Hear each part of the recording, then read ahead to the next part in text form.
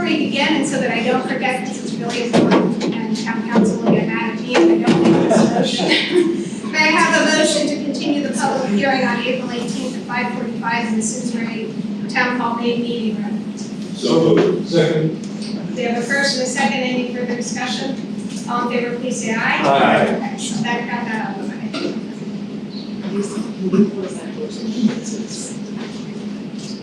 It's like being on an airplane.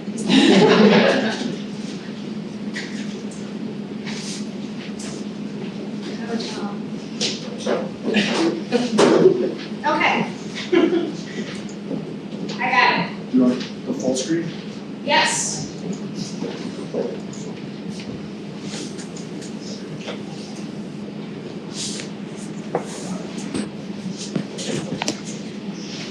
And we will again post these online so you can read them later. Developing the annual town budget involves a long and collaborative process that begins with an assessment by professional management on both the town and the Board of Education side. The boards of finance, education, and selectmen review and give input.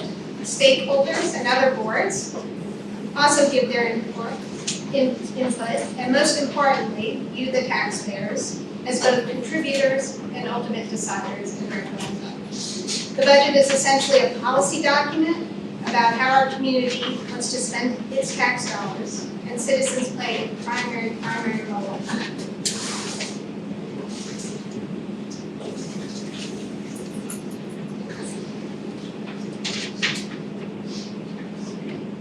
Once the boards of selectmen and education have made their proposals, the Board of Finance reviews and presents budgets to the public in an open public hearing, which is happening tonight.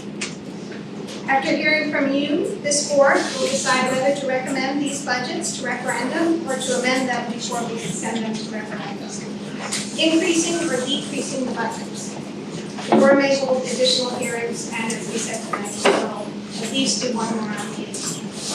After a final public hearing, the Board of Finance will refer the budgets to referendum. This board is required to forward a balanced budget, so you will see that these budgets are balanced with expenditures and revenues matching. Yeah, it's gonna do. For the Board of Selectmen, the Board of Finance approves a line item budget, but for the Board of Education, the Board of Finance approves a bottom line budget.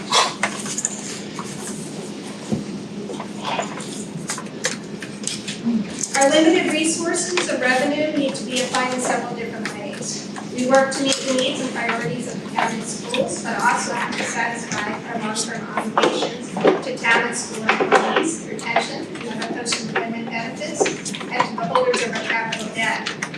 We want to preserve the town's long-term fiscal health and use conservative assumptions about future revenues and reserves. But we also want to keep the town affordable to residents and businesses. The first select woman and the Board of Education chair will share the needs and priorities for their boards and their presentations. As I mentioned before, we must present to the public a balanced budget. This year's budget's proposed expenditures totaling close to $122 million. In this proposal, you'll see that 67% of the town's spending will go to education, 26% to town services, and those are police, roads, library, open spaces, and other services, and about 6% to debt service. This budget is paid for and balanced with revenues in the same amount. As you'll see here, and I think everyone knows, the majority of the town revenues comes from the property tax, at 86%.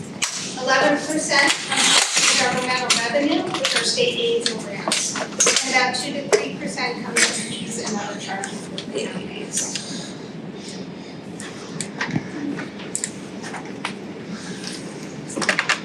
Here you see the specifics of the budget, a total of over $7 million of new spending.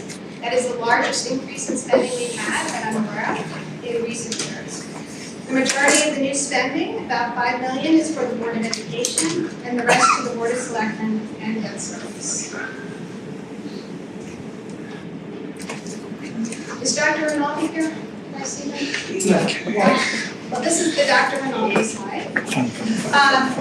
He always points out, and it's true, some spending the town does has zero impact on your property tax dollars, and that's because they're paid for fees or through grants. grants. And here you can get an idea of that. The water pollution control is funded by fees. Our town water here. Simsbury Farms Fund Complex is funded through fees. We've got the American Rescue Plan Act, which we call ARPA, which is the federal pandemic dollars. Town aid road, LoSiP are both state road grants, and then residential rental properties. On education, you'll see there's about 5,000 in state and federal grants that support education as well. I also just want to talk about for a second here. Our long-term obligations are promises that the town has made in which we are legally required to keep. Those include debt, what we borrowed and must pay back, pensions, and other post-employment benefits like health. Funding these obligations together make up about 10% of the budget, which is considered a reasonable amount. So I'm going to applaud the town staff for keeping this a reasonable amount, and our employees working with us to meet needs and maintain affordability. We wanted to highlight that this budget proposal includes a little over $11 million in new major capital projects, of which are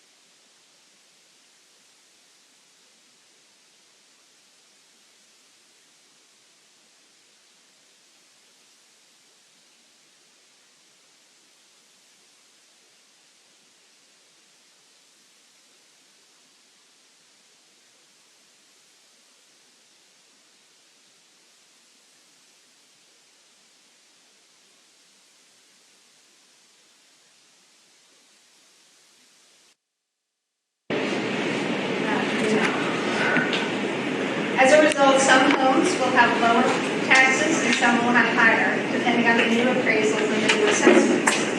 Again, you'll see here, and I circled it, the median tax increase is 5.92%. About 1 in 10 homeowners will enjoy a tax decrease because of the revaluation, because their homes did not increase in value as much as the median.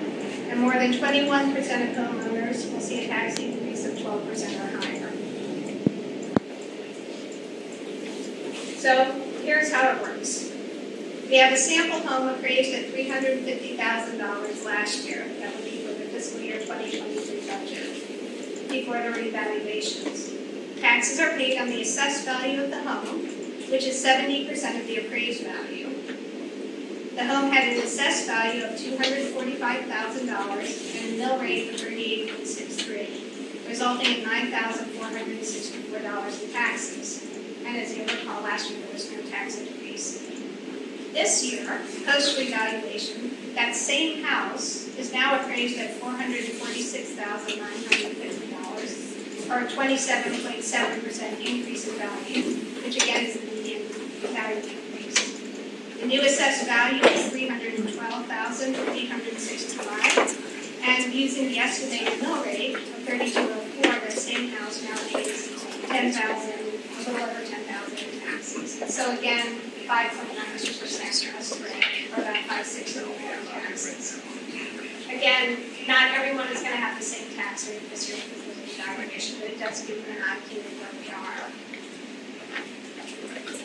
Here you see historical tax data, and for the past decade, the county has done, I think, a very good job keeping tax increases low. This year is the highest tax increase in 10 years, but consistent with current rate of inflation, just as all of us are facing higher costs in our home lives and counties as well, and that reflects in this year's budget.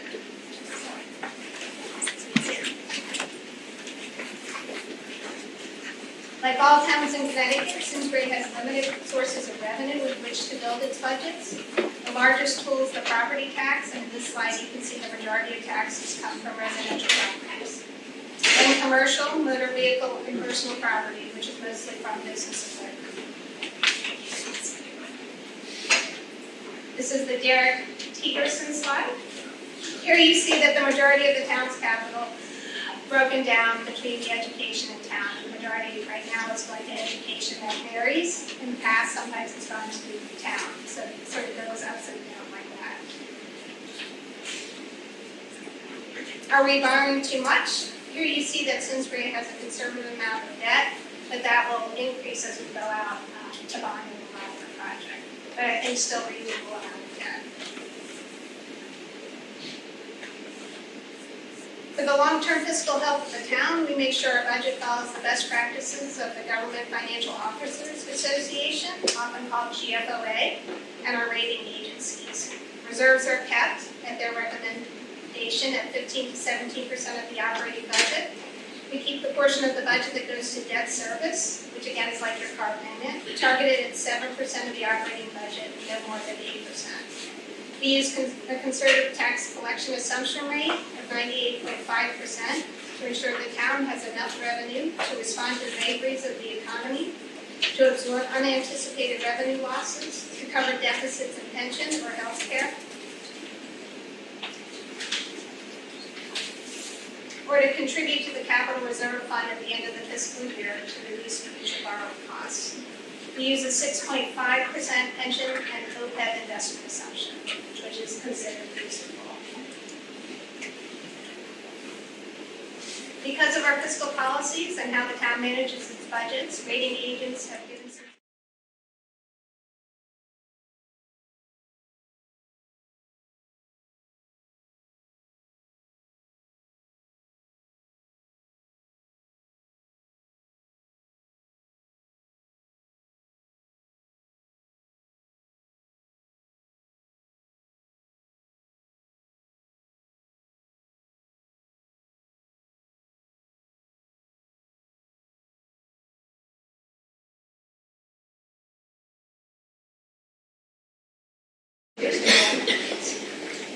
On the town side, Simsbury is in the middle, with South Windsor, Cheshire, and West Hartford spending more. Some towns are seeing a greater tax increases than Simsbury in part due to the revaluation, which shifted a larger portion of taxes to residents away from commercial properties. And draw your attention to Farmington, which had one of the largest shifts. They had a lot of their revenue comes from commercial. There was a shift to residential, so they're looking at maybe a 10% tax increase this year. So why do we compare Simsbury to other towns? Municipal budgeting expert Robert Bland, who is my personal hero, has noted cities and towns must constantly scrutinize their rates to ensure they are competitive. Every business has a critical point. We have some business owners in here right now. At which differences in tax rates among local governments in the metropolitan area become significant to its locational decisions. That goes with the cost of home buyers.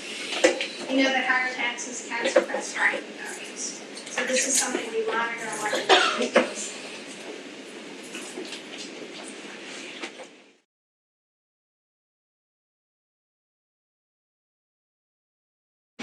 Personal property in town.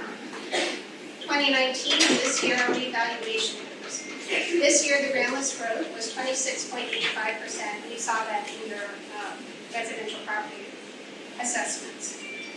When that growth in the groundless is exclusive of the revaluation process, so if this wasn't a revaluation year, the groundless growth was estimated to be about 2.45%, which is still considered good.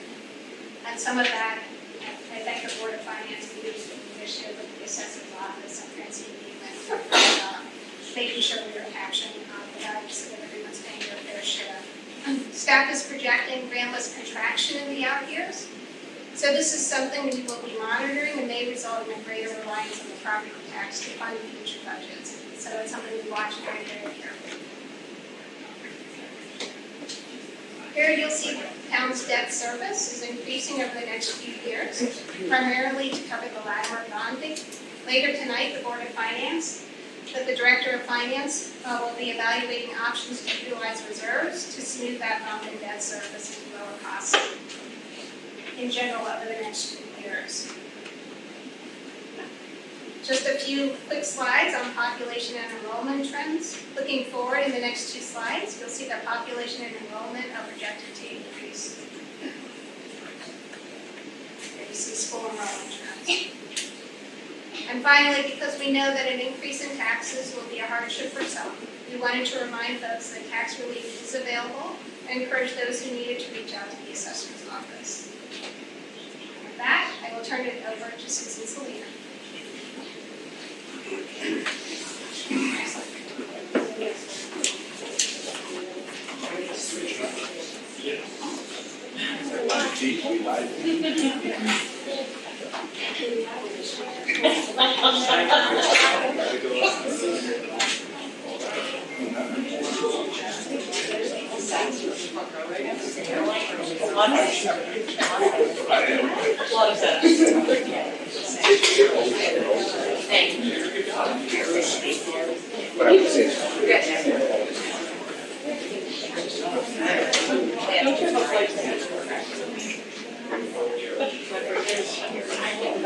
So Heather, SAT is right. So if you want to really push it down, I need that help.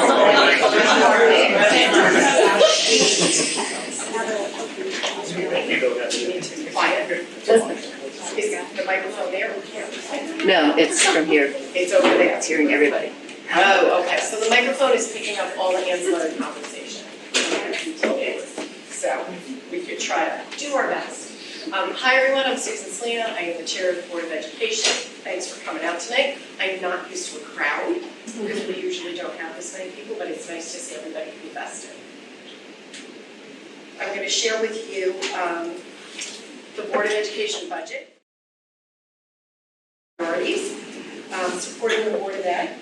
The Board of Education and school system grounds ourselves in a process of continuing improvement focused on goal setting and action planning. At the heart of that process is our strategic plan. The slide before you represents 4 key goals related to areas of our work. 1 is student success. 2, creating compassionate, connected culture in our schools. 3, creating a premier workforce. 4, ensuring that we are planning for sustainable and strategic capital investments. These goal areas guide our organization through a budgetary process.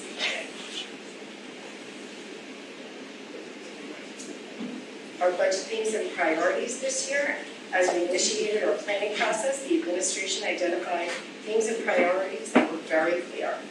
This budget is focused on addressing market adjustments and inflationary increases in several areas such as contractual, insurance, and operational costs. In an effort to control cost increases, the Board of Education directed the administration to offset the cost of new staffing priorities with reductions in other areas. So before you is our final Board of Ed approved budget of $82,182,136, representing an increase of 6.69% over last year's operating costs. The presentation is organized into 3 sections this evening. I will provide some contextual information, provide a brief overview of some celebrations or returns on investment, a nod to my friend Chris Kelly, and discussion of main budget drivers.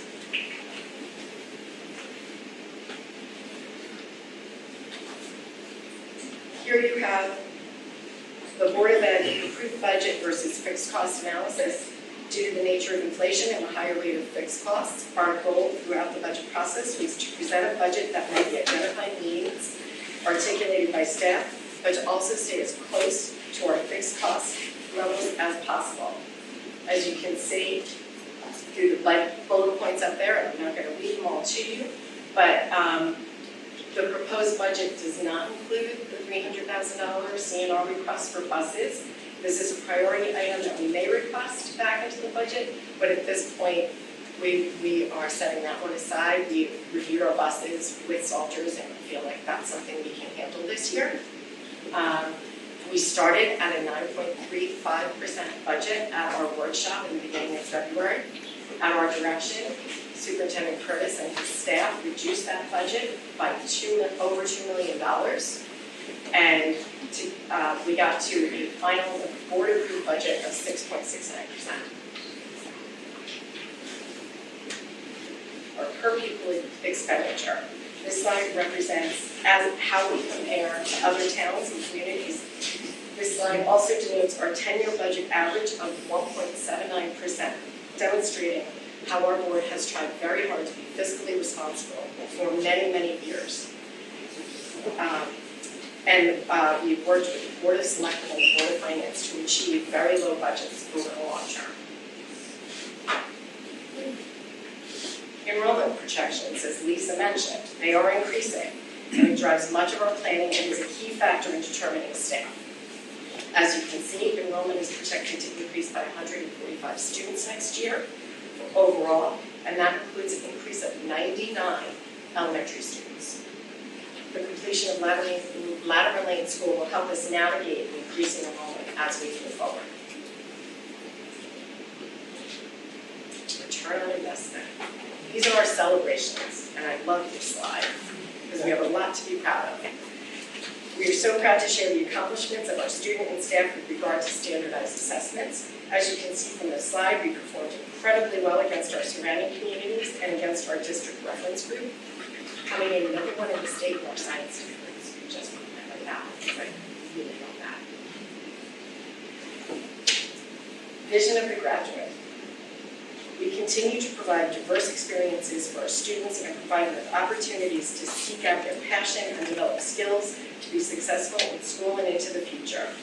We've done that through STEM Night, which ran all the way down to our elementary school, giving kids access to things that they don't normally get access to, but it's a wonderful night for these kids to experiment as to things they will see as they go through their grades up into the middle school and high school. The athletic program. We have one of the most robust programs in New England, and it is well used, and our students they bring us a lot of great news, and they work very hard, and we celebrate all sports.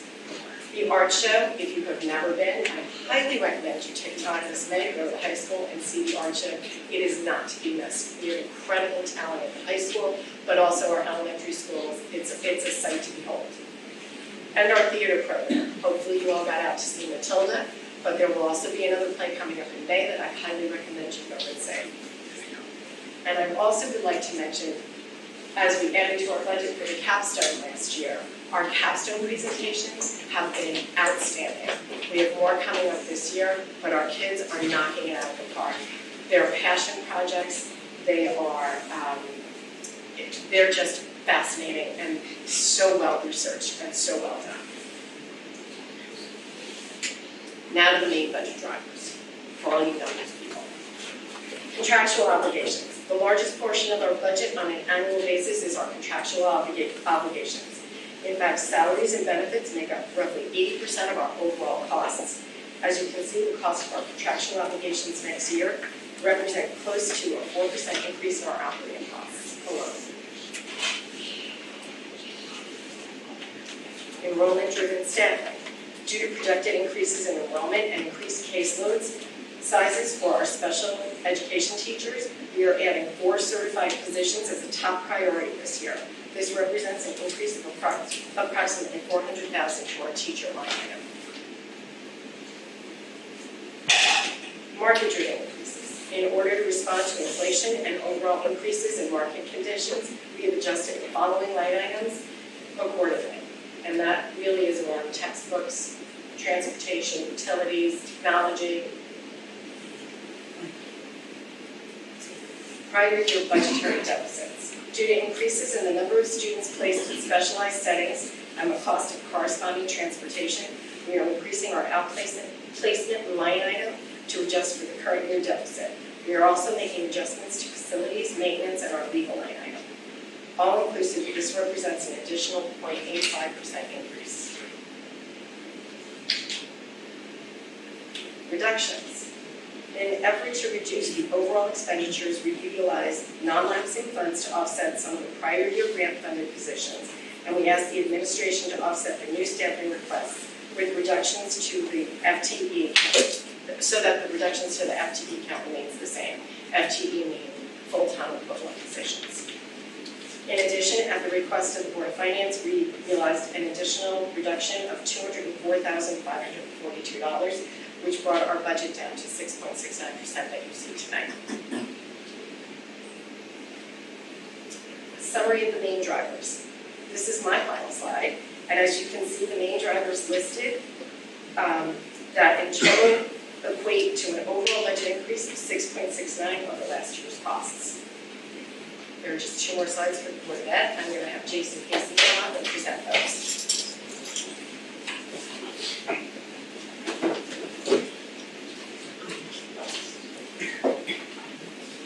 Hello. I only have 2 slides. Projects. We're looking at replacing the modular classrooms at Terrific and also some security improvements. We're requesting an additional $500,000 for the modular replacements. This is in addition to an appropriation for fiscal year 23. The security improvements will be targeted at the security camera systems. The security cameras originally being installed district-wide in 2008. So the cameras available now are significantly better in terms of quality, and also at their 15-year mark, we're seeing more of them fail. So these are the 2 proposals.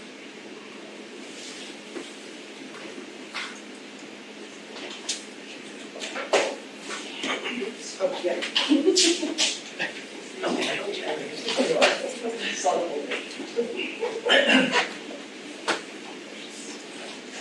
Oh, sorry. Just clean it up after me.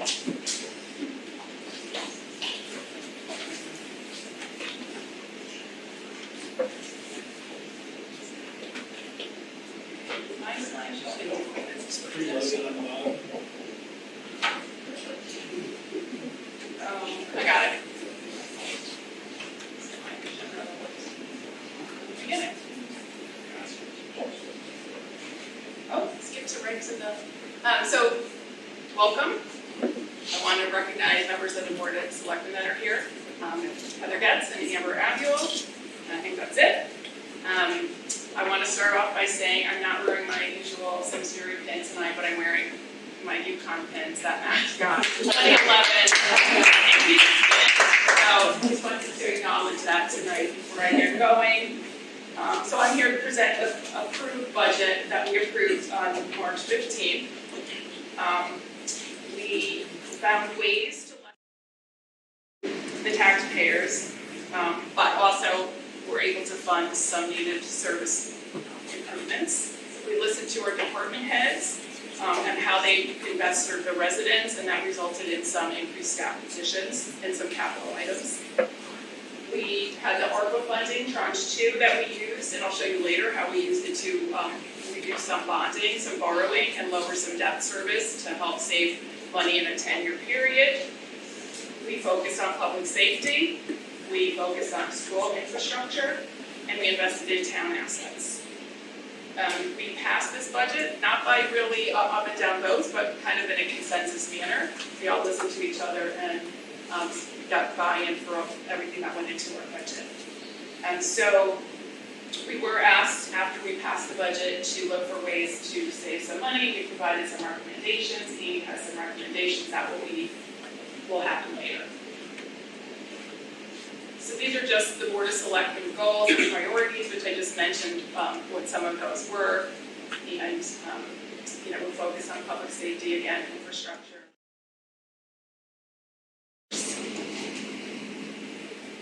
So this is just a slide to show you how we got here tonight. These are all the meetings that most of us have been in for the last month. started with the police commission presenting their budget, the tri-board, and the board of selectmen has had 4 meetings and discussions on our budget, passing it on the 15th, presenting it to the board of finance on the 21st, and the results of being here tonight. Some of these things Lisa's already talked about. I'm just going to highlight those. You know, the grand list growth this year, because of the reval, the grand list increased by 26.95%, but in reality, leveling that out to, you know, what's the word? What's the word? Centralized. Yes, thank you. It's a 2.45% grand list growth. So this is the Dear Peterson slide. It used to be the grand list change from year to year, and at the Board of Finance meeting, he asked if we could overlay the slide with the mill rate. Not really sure what it tells you, but it's pretty much the dark. Well, I don't know what you see in this. It's not that I don't know what it tells you, what's visible from looking at this, is really where I'm saying. You can see the percentage increase in the top part of the slide, and these are the reval years. And then you can see, oh, that's the mill rate on the top. And then you can see this. So just kind of parallels how the mill rate changed in relation to the grand list growth. I do have grand list numbers in the back that I didn't have time to include in the slide. So, and these are just some of the revenue assumptions. Lisa mentioned some of these, the 98.5%. We received the $3.7 million in ARPA funding, and then some of the state budgeting information. And then again, Lisa showed these numbers. We're at about a $32 million town budget with about an $81 million Board of Ed budget.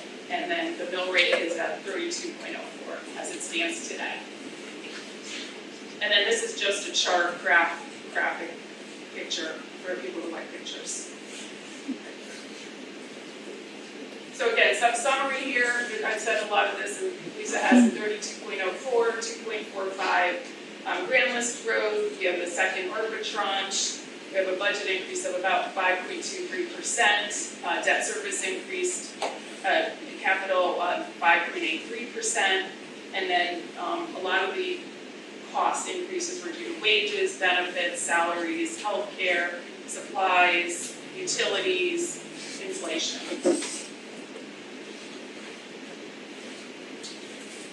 So this is one of the approaches we took to try to kind of get some reductions before we attacked the service improvements. One thing that we did, so we have this, the ARPA funding, which in reality is really funding. It came from the federal government, and we were able to use it as needed. And last year we used it for a lot of projects.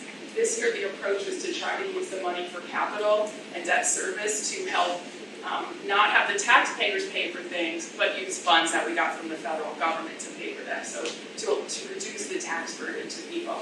So one of the first things that we did that was big was we took the $2 million Flower Bridge project, which was on our CIP, a capital improvement plan, which was supposed to be bonded, so we would have had to borrow $2 million. And we took $2 million and used the ARPA fund, so there's no borrowing involved. And that saves about you can see the savings in the 10-year period that Amy provided to me. But what that also does is it gives everybody something to point to in town that we use ARPA dollars for. We also used ARPA dollars for that last year to fund the study, the design work that was going to happen there.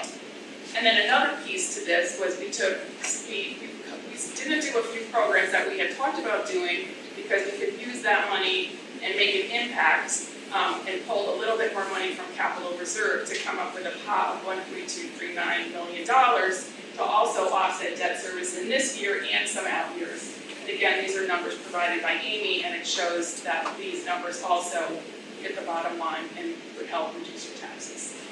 This is just the chart. If you can see encircled, that blue used to go, oops, tricky here. The blue used to go over the yellow line, which is the no, don't go over this line. It was an 8% debt service rate. And by the changes that we introduced here, and that's why it was because of the lateral lane bonding, we were able to get below the 8%, which is where we want to be. We really want to be closest to the 7% line, which is the pink purple line. So these are the things that we funded, and some of them were town manager prioritized, some were department requests that came to the board and we discussed and agreed to fund them. I'll go through these. We decided to fund a police officer. The reason we did that was we had funded a work study last year, and we don't have the formal study, but they recommended at least 3 officers and also some civilian hire. So we included a police officer in our budget. For public works, Tom is looking for a mechanic to offset some of the costs because of the increasing fleet and work that needs to be done there.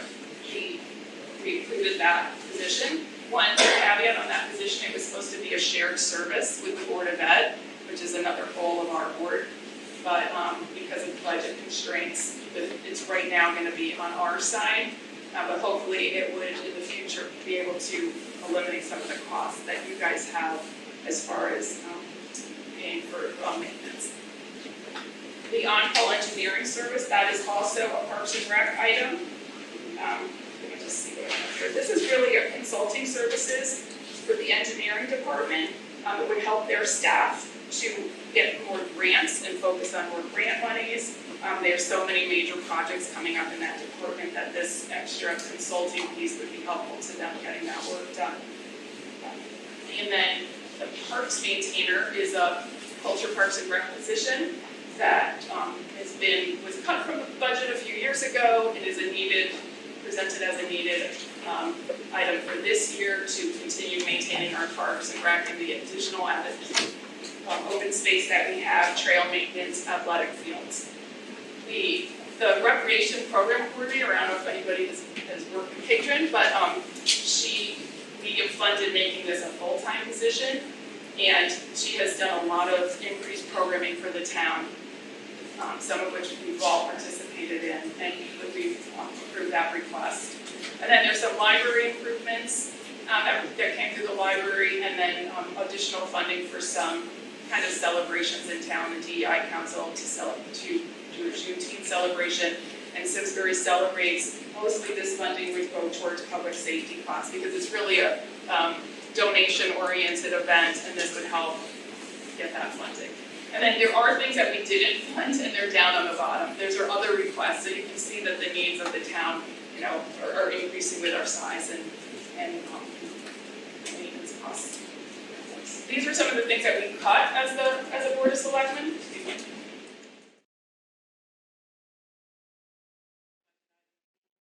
Energy savings, reduced holiday pay. You can see these. We did cut. There was a request for a library kiosk. We did not approve that. There was a request for a town tourism map. We did not approve that. This debt service, as I mentioned, was a result of the $1.29 million. And then there's a couple other items.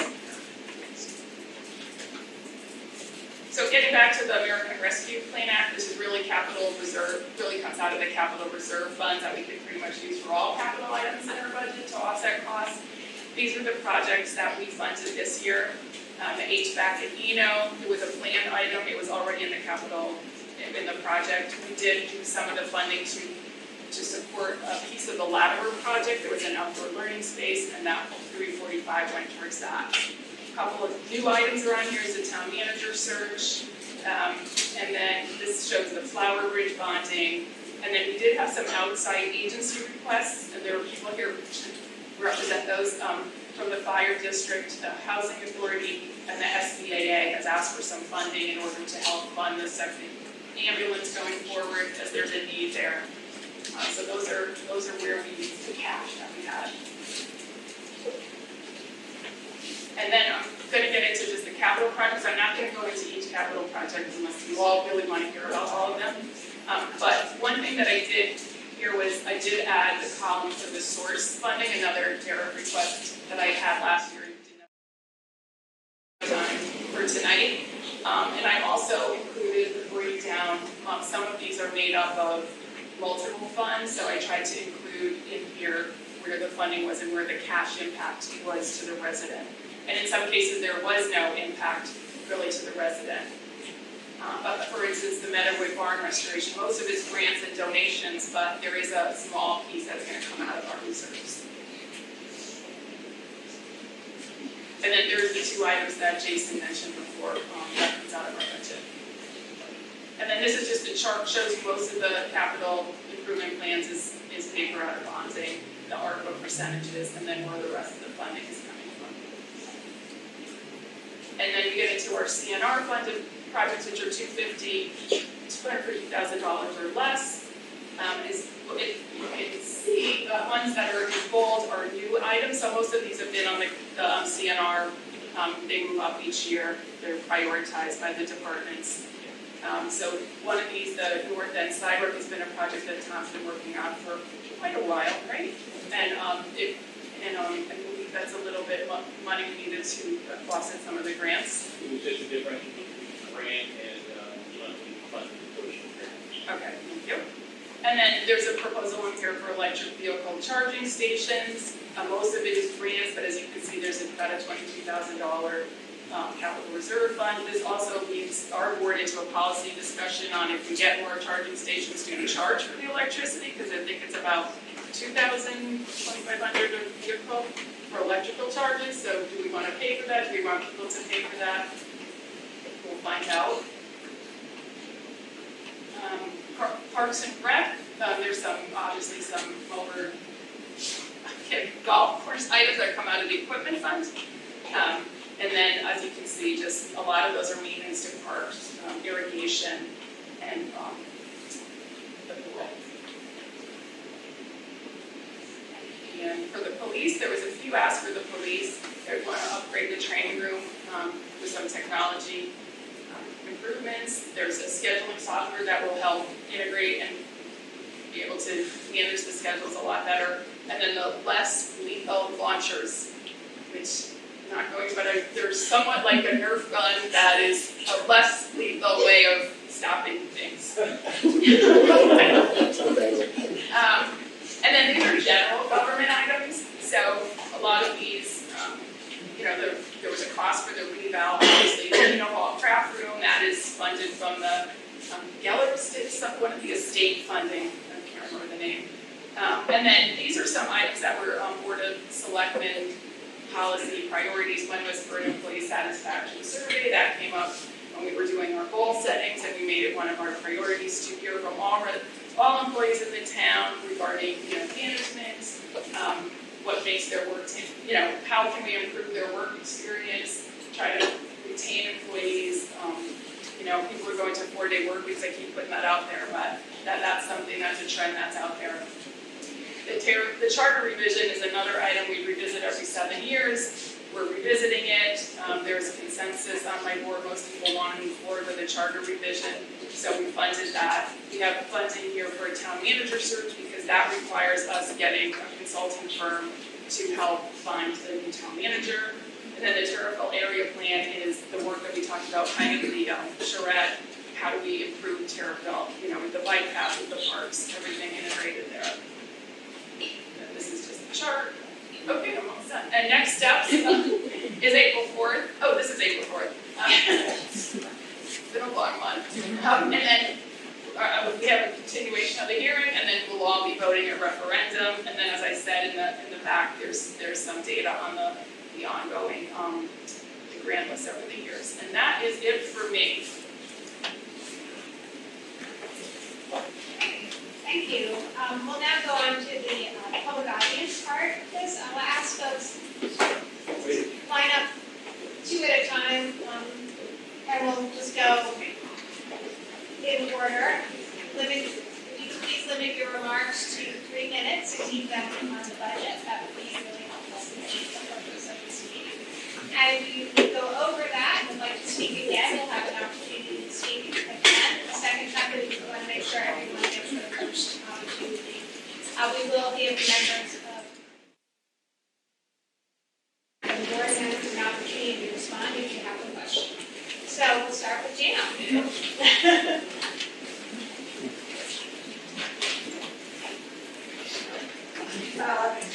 Jan Linder, I am the chair of the Old Drake Hill Flower Bridge, and I really have 2 points that I'd like to advocate for today. The first one is the Flower Bridge, and in 1986, the Flower Bridge was accepted into the National Register of Historic Places, a metal truss flower bridge, one lane, that was built in 1892. Then in 1995, the bridge was restored, repainted, and it became the flower bridge that we know today. And this flower bridge draws visitors from all across the country. Now, 20 years after that, the Flower Bridge Corporation sent an informational packet to the Board of Selectmen, Finance Director, and the Town Engineer to address the deteriorating protective coating, the painting that the bridge had. And when that happens, that's when the bridge starts to rust, it has section loss, and that's when its coating is compromised. Then, some years later, in 2022, we followed up with a second request to the Board of Selectmen, the Town Manager, the Board of Finance, the Town Engineer, and the Director of Culture and Parks and Rec. Now, here we are again in 2023-24, just saying we urge you to keep the money for the Flower Bridge a top priority in what needs to be done, because 30 years later, no maintenance has really been performed on the Flower Bridge. The second advocacy that I would like to speak to is the parks maintainer. Because our new neighbor, Hopbrook Landing, the Flower Bridge has taken over a lot of the work of the planting of materials and taking care of those materials. But when it comes to doing the day-to-day heavy lifting of what's required for a park, that's really beyond volunteers of the Flower Bridge, that we can't do that. But the park could really use an additional staff. We know Orlando takes very good care of us, but the staffing starts to become a problem. So we're just urging, keep the Flower Bridge in the budget and add the additional staff to Parks and Rec.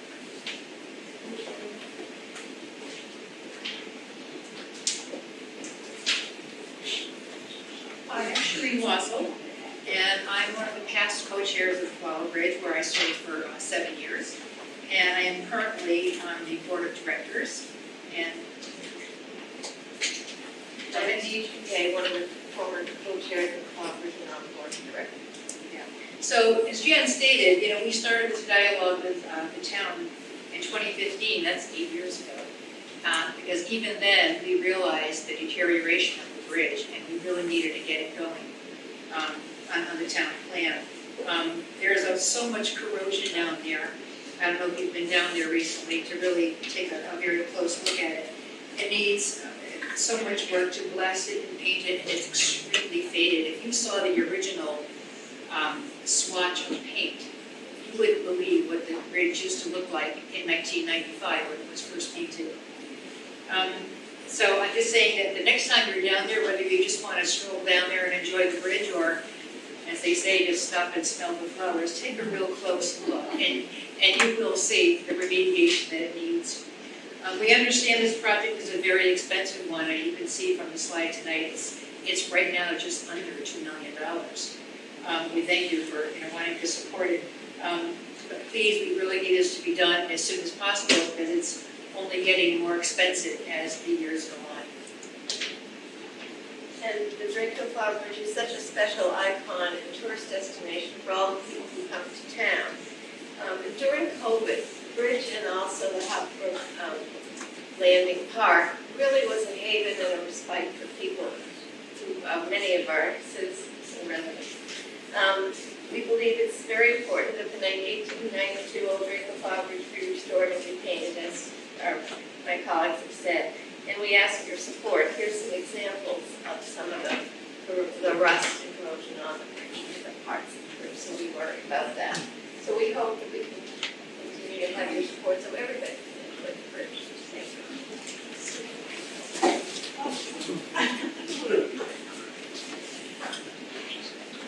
Respectfully, everybody, please state your name and address, Oh, I'm sorry, 15 was. That's okay. just going forward. Hi, I'm Jerry Littner. I live at 22 South Street. As does that one over there. I just want to give a little history and take a look at the impact that the bridge has had on the town in ways that may not be so noticeable to everybody. 26 years ago, Dominic Avery called together a bunch of people that were within an organization saying, you know, they had one in Massachusetts, what if we did one here? At that time, I was so her motivation really for me was to get Main Street to participate in it. However, when I took it to the board, they felt they had other priorities. So the next meeting I went back and said, I'm sorry, and Avery said, what the other, oh no, you don't get out of here. Main Street or no Main Street. However, it has been so meaningful to me. Our first year in business, we had 4 boxes. Now, we have 118 boxes, baskets, and pedestals. What we have done is to try to capitalize for the town on the bridge and its draw. And every day we have somebody there deadheading, and there's not a one of them who hasn't been stopped by somebody who's there, often not, from Simsbury, asking about it and how they heard about it. And we're trying to expand that. We're expanding a program this year where within a 50-mile radius, senior centers will be invited to the bridge. Fitzgerald's has stepped up to, if they want, provide box lunches for them. And they also will have a map of the town that shows where all of the restaurants are. That's the last thing I want to mention, because I'm a gift. If you haven't seen the flyer, on the inside is a map of the town with all of the restaurants and a brief little description of them. We know, in fact, that it has had an impact, both from the owners and just running into people who were visiting as we went to lunch. So, I'm going to pass this out over there and take a look at it. We feel the town has been quite cooperative, and we in turn have tried to support the whole basis of the town economics and its exposure to strangers. Thank you. Thank you.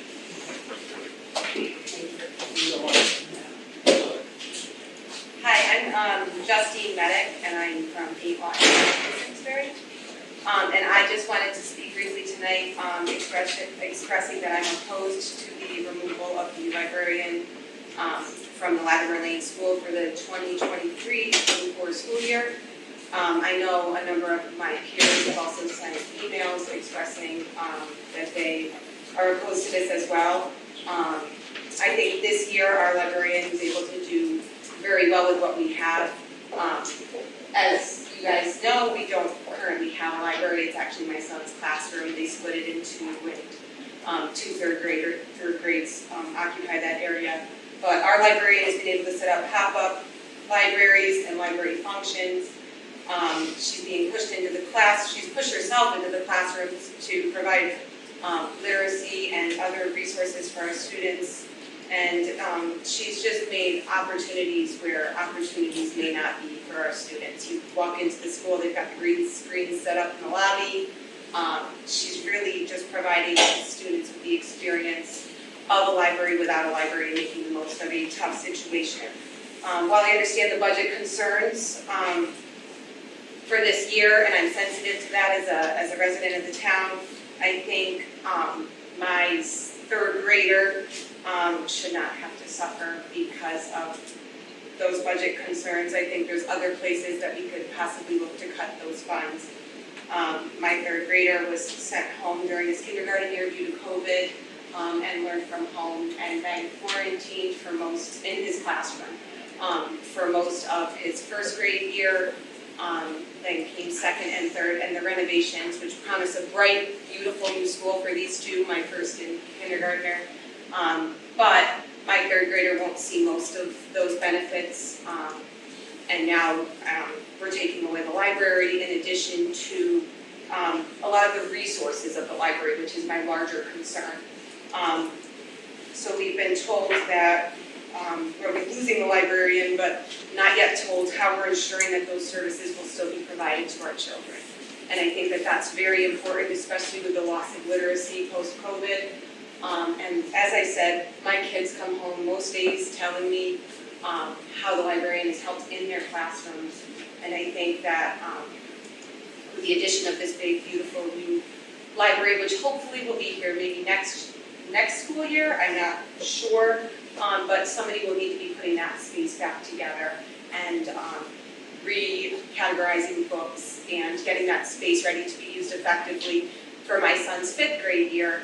And without a librarian in there this current year, I think that's going to be a really tough task. So if we remove the librarian for just this year, I think we're looking at, not only losing that service this year, but it's going to affect at least for the next 2, possibly 3 years while we get somebody else in there to learn the space and the current materials that we have. So again, I would urge that we reconsider that cut from the budget and maybe look to make cuts in other areas that might not quite have such a large impact. So, thank you.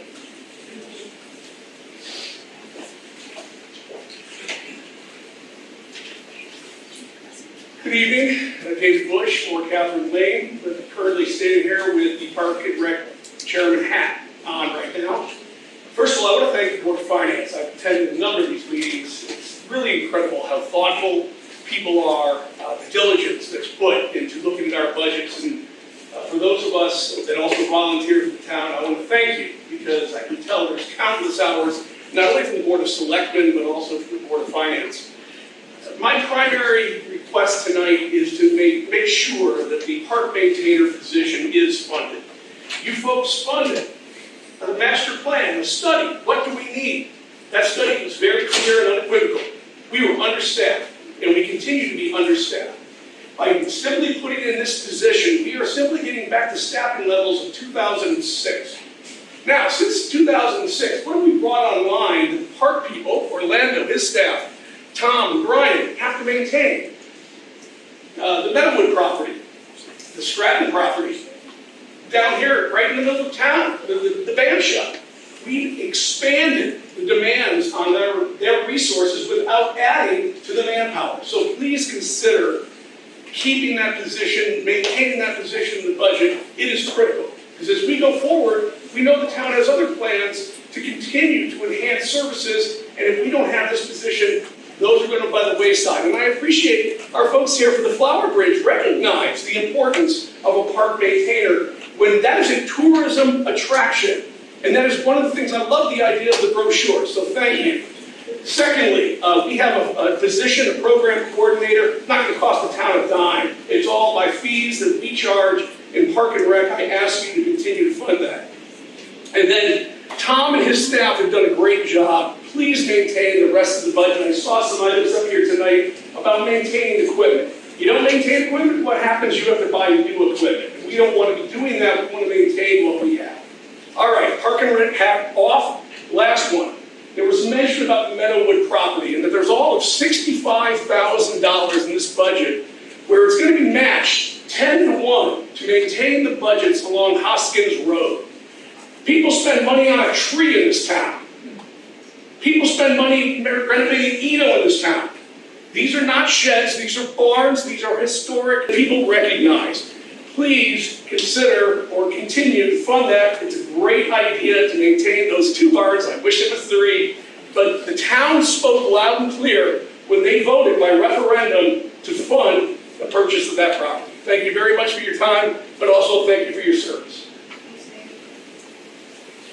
Anyone else who would like to comment?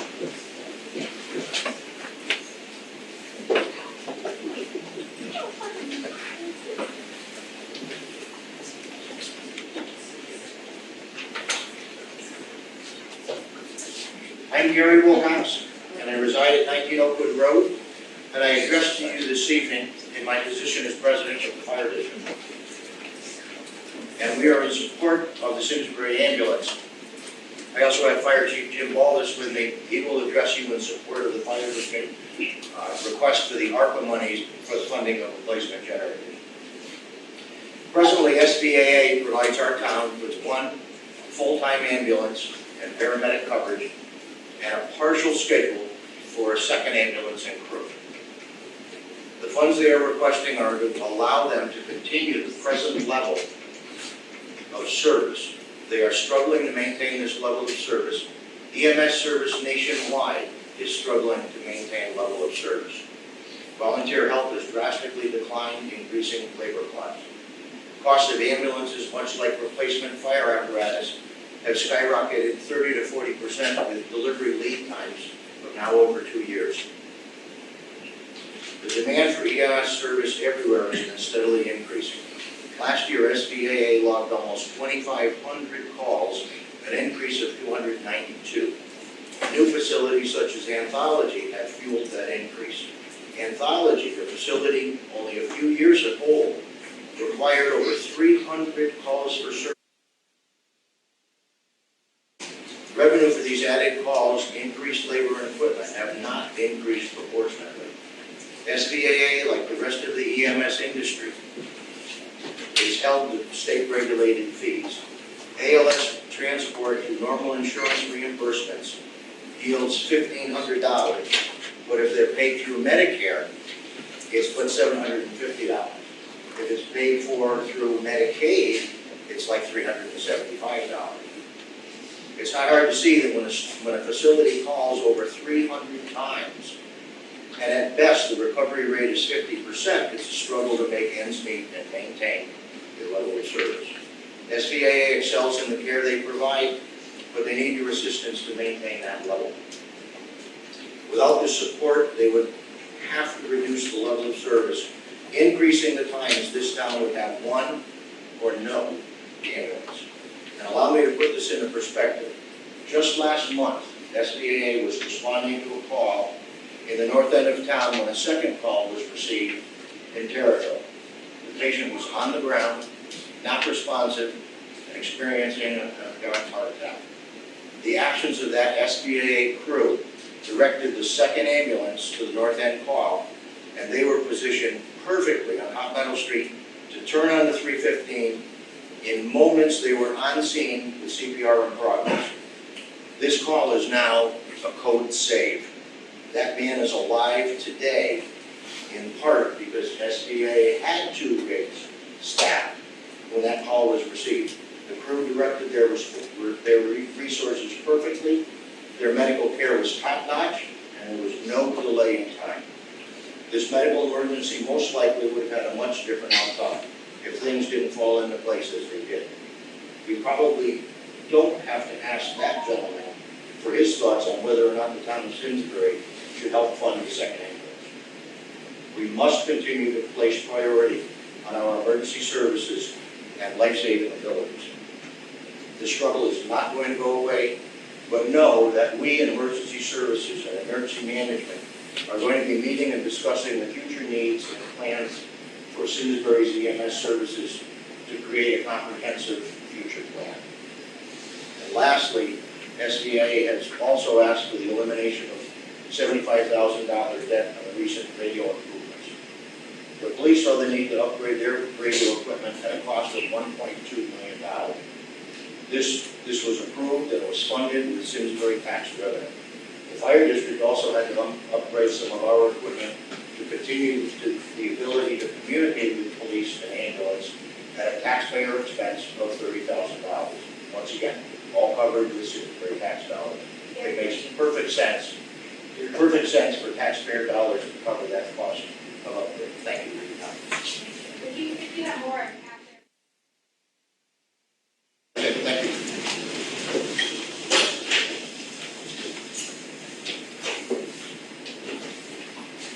Good evening. I'm Jim Wallace at 60 Deepwood Road in Simsbury. I'm also the fire chief of the Simsbury Volunteer Fire Company, director of administration and facilities for the Simsbury Fire District. I'm here to speak specifically about the request that the Simsbury Fire District has made to the town of Simsbury for ARPA funding to replace 2 generators. One at our Bushy Hill Station, which was installed in 1989, and the second at our Terriffill Station, which was installed in 1992. Both of these generators at age 34 and 31 years respectively have reached their end of life cycle and are in need of replacement. Normally, this kind of expenditure, these replacements, would be handled within the fire district's capacity to use collective tax revenue to fund that replacement. However, when it was announced that the town of Simsbury would be receiving over $7 million in ARPA funding from the federal government through the state of Connecticut to offset the impact of COVID, in addition to the one-time infrastructure improvements, the Simsbury Fire District petitioned the town for its share, for $213,000 of that $7 million funding, as the fire district was not included in the state's funding disbursement plans. At that time, we were told it would be considered, however, no funding is ever provided to the fire district. We were later informed that we could apply to the town for funding for a specific project, and thus submit our proposal for the replacement of the 2 generators. At the time our proposal was submitted, we were informed that we would have to be presented as part of the town budget process and subject to the town budget approval at referendum. So here we are. The Simsbury Fire District has never asked the town for tax dollars, and in fact, we are not asking for them now. Fire protection to the town of Simsbury is provided by the Simsbury Fire District through its own budget and tax revenue. In the absence of these ARPA funds, these generators would be replaced through the normal course of budgeting tax dollars to pay for these replacements. However, we are asking the town to allocate 1.7%, or $123,125 of the $7.2 million in federal dollars, not Simsbury tax dollars, for this project. Fire protection in the town of Simsbury is a 100% commitment. No matter what the circumstances, we always have to be able to respond and have fire stations that are always operational. We are blessed to have almost 100 residents who continue to support the town as volunteer firefighters, which allows the taxpayers to enjoy a well-trained professional firefighting force at a fraction of what a paid force would cost.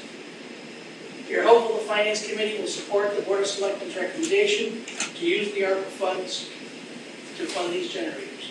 Finally, I wish to also add my statement of my support and our support of the ARPA funds request by the Simsbury Volunteer Ambulance of $150,000, which again will help to sustain the needed EMS services and funding of the second ambulance service. Thank you for your time. Is there anyone else who would like to speak? No, I will never regret. Hi, I'm Lori Boyko. I live at 15 Oakhurst Road. Before I start, I just want to make a really important point. It's not directed at the last speaker. It is something I wrote down a while ago. But that is that all funds, town, state, federal, and even ARPA, are not from the federal government. They're from our wallets. 100% of the money comes from us and our paychecks. That being said, I've lived in town for 25 years and have had one or more students in Simsbury Public Schools for the last 20 years and still do. They all went through that. I've been a realtor and mortgage originator in this town for all of that time. I attended the Board of Selectmen presentation and have some grave concerns about increases we're looking at, not only this year, but in each subsequent year in perpetuity. While our schools are important and why many people move here, taxes are equally, if not more, important. While many people may not realize this, Simsbury has a very, very wide range of household incomes. And while for some an increase in taxes is a mere drop in the bucket, for others a $500 tax increase presents a true hardship.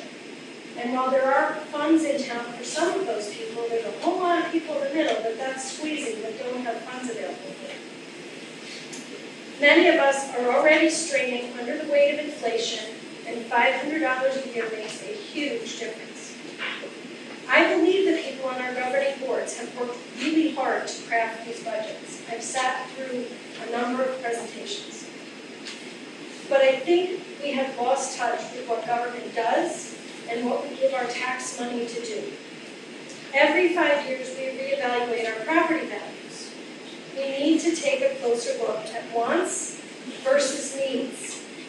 When my income is tight and inflation increases the cost of my necessary spending, I have to slash my other expenses.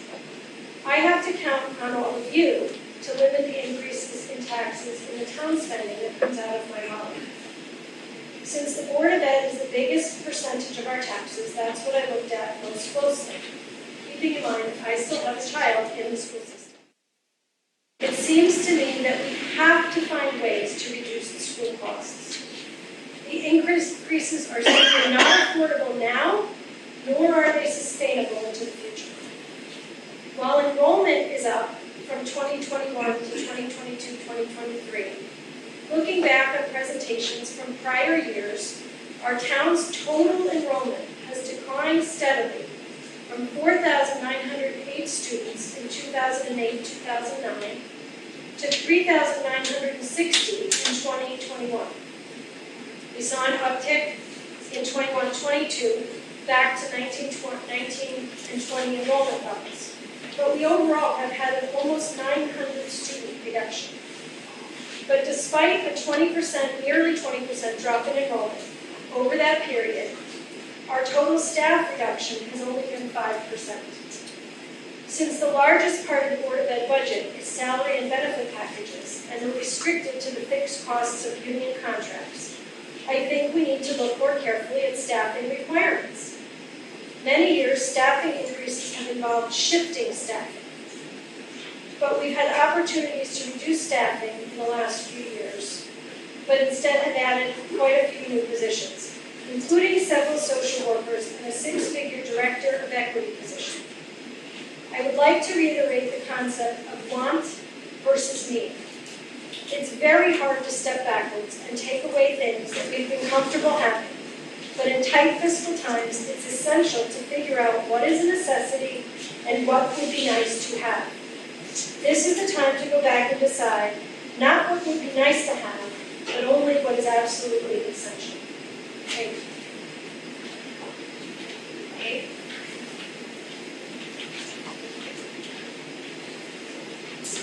Good evening, Case Richmond, 52 Wood Duck Lane in Terriffill. I kind of got a little confused when I started looking at some of these numbers, so I added up what my company's pay in taxes per year to the town of Simsbury, and it's about $138,000. So I'm a good customer.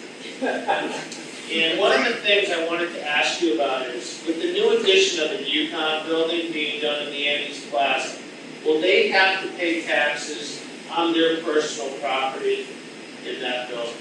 Is that something that, because I think there's going to be quite a few, there's going to be a lot of furniture in that. So I wanted to know if they're responsible to pay taxes to the town.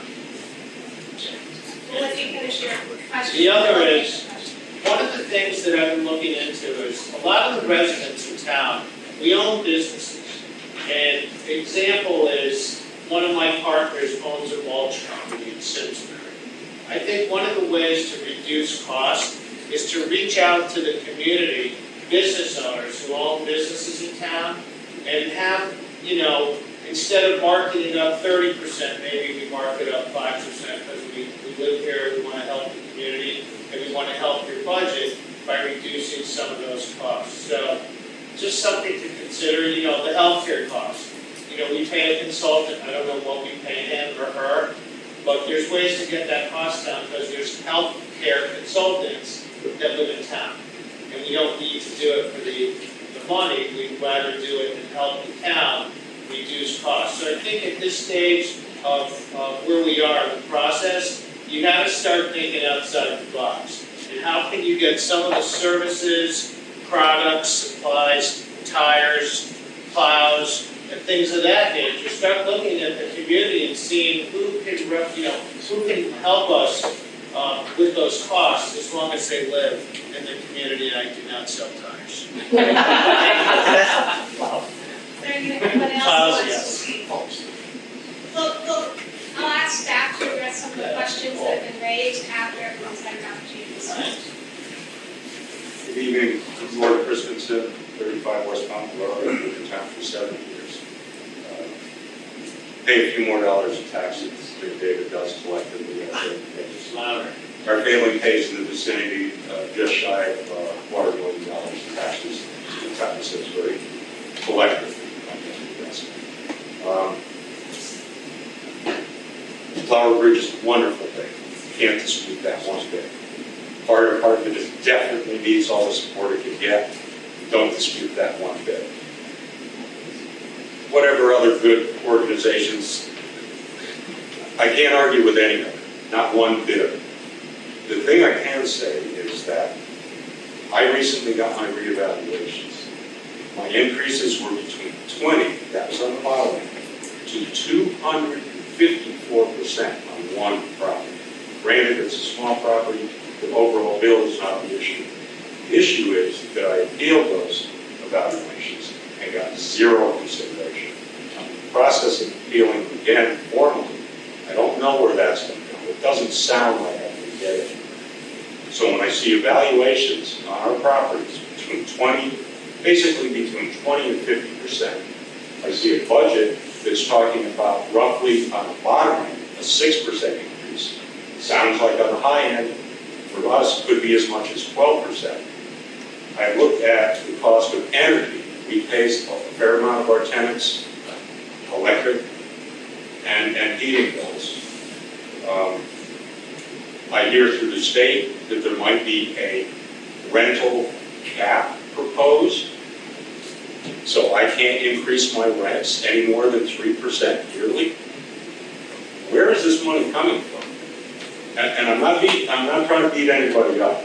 All I'm saying is that those dollars come from people. We generate those dollars that you spend. I would just ask that you seriously look and consider the people that are working to generate that money that's being spent by everyone. Is there anyone else who would like to speak?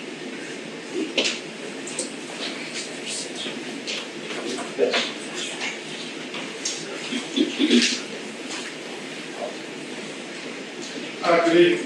Gordon Schofield, 37 Northgate. Been a resident for 22 years, recently retired, and I think I'm one of the lucky ones. I noticed that my taxes are going up 10%, so I'm on the other side. I have a whole group of friends. We've all retired recently, and we made the hard decision. We're not going to Florida. We're staying here.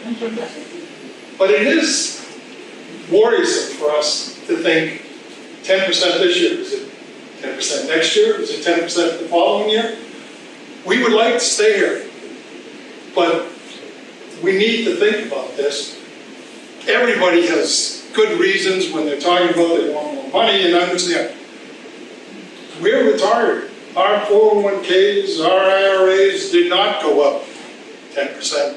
They didn't go up at all. They went down, as a matter of fact, the last couple of years. I think we're a great group to want to keep here because we actually use no services. We have no kids in school. Most of us have our own septic, we have our own wells. We don't use much service here, but we contribute a lot of money. And we're willing to pay for schools. We're willing to pay for all that.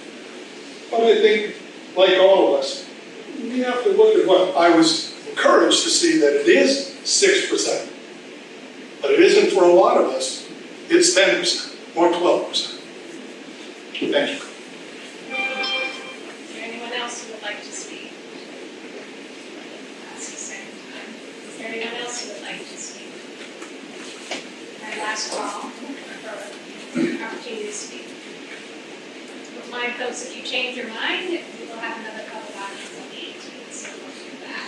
We did get a number of emails, and I want to thank everyone who wrote in. They fell into several categories. The first category was the number of people wrote about the library media specialist being shifted to 100 days for the year.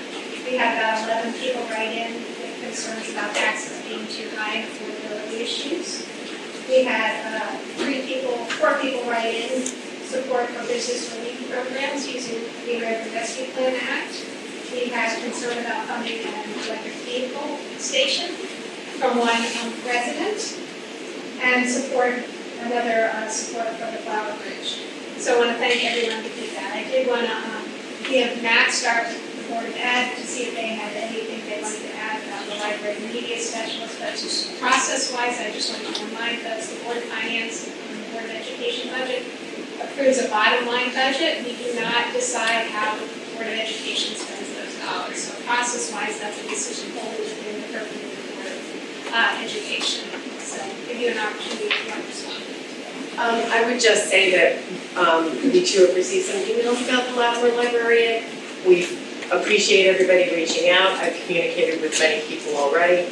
Plans are in the works. We will certainly advise the community as it moves forward, but they will not be left without any library resources for next year. There is a plan in place. And we are actually partnering with the public library to help make some of those things happen. And just for members of the public, the Board of Education offers 2 public audiences at all meetings. Yes, we do. Encouraging comparison. So thank you for that. Amy, can you respond? There's a question about how taxes are paid in Colorado. This is the revenue in Colorado. This is property taxes and personal property taxes. So the personal property taxes related to the hot building, I would follow the assessor. I'm not familiar with that specific property. But the personal property taxes, furniture, fixtures, equipment, that all gets paid annually for anything that's basically in the building, and then your property taxes are completely itself. I would just note that Yukon is probably part of the state. So you probably aren't collecting at the state and You're right. So we can get follow-up information on that on the 18th from our assessor. Look at some additional information on that. Simsbury is sort of interesting. We have about 12% of our properties are exempt from property taxes. That's relatively high. Only Farmington and our comparative towns has higher than that. So we do monitor that.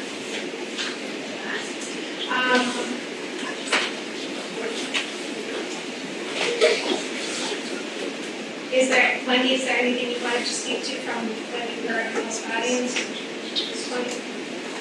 No, Doug responded, so just sent me emails personally and given people my number if they want to talk and discuss the business grant program that we use the funding. We put it to a bigger, wider use to help reduce taxes for everyone. And that's, but I don't think I had any specific questions tonight. Thank you. So I'll just ask Matt and anyone from the town staff if there's something that they want to address that they heard in the public audience before we go into discussion on our board. So at this point, we will now move forward to discussion. We'll start with reviewing some scenarios, looking at where we are, where we could be. I want to thank everyone who came tonight. We're very grateful for your input and comments. Looks like, you know what, why don't we just take a 5-minute break and get out? I don't want to stay for this limited part of the meeting.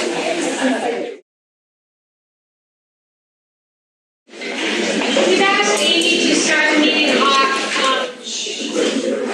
by showing us where we are with our budget modeling. The Board of Finance is working with the Director of Finance's budget modeling tool that we use. We're looking at not only where we are this year, but also in the out year. So we'll start with the budget approved with the recognition and our thanks that some information came in after the meeting that we'll be considering and that were forwarded to us by the Board of Selectmen to thank them for their efforts and looking for new revenues in areas that perhaps can be adjusted. So I'm hoping we can get that up. Sure.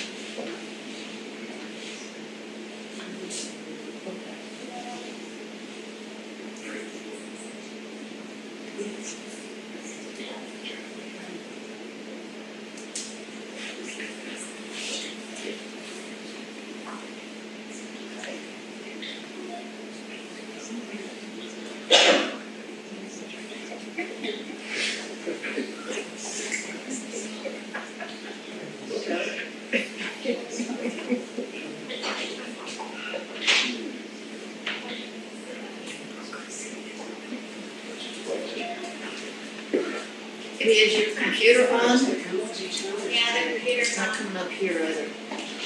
The computer's on. The projector just kicked in, so give it a second. The projector just kicked on, so give it a second.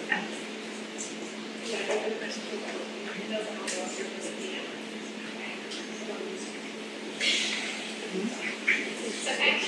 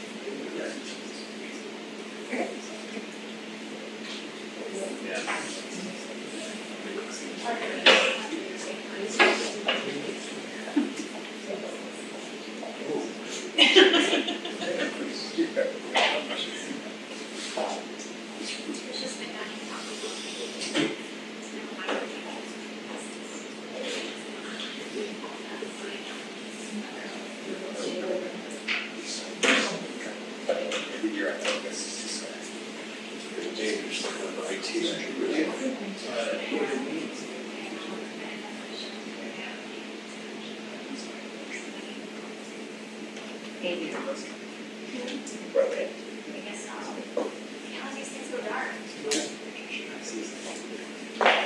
That's true. You have the next one.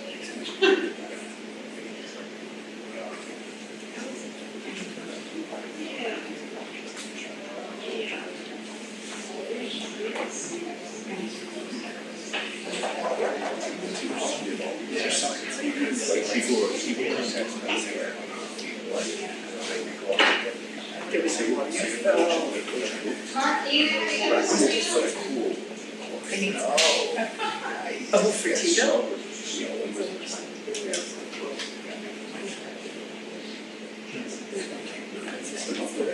Tito? That's good. You're fine. Did you special?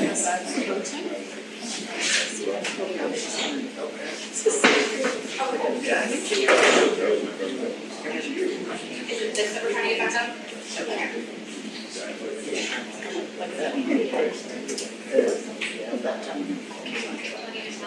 It's not working. It usually is. But it's one of those things I feel like. So like,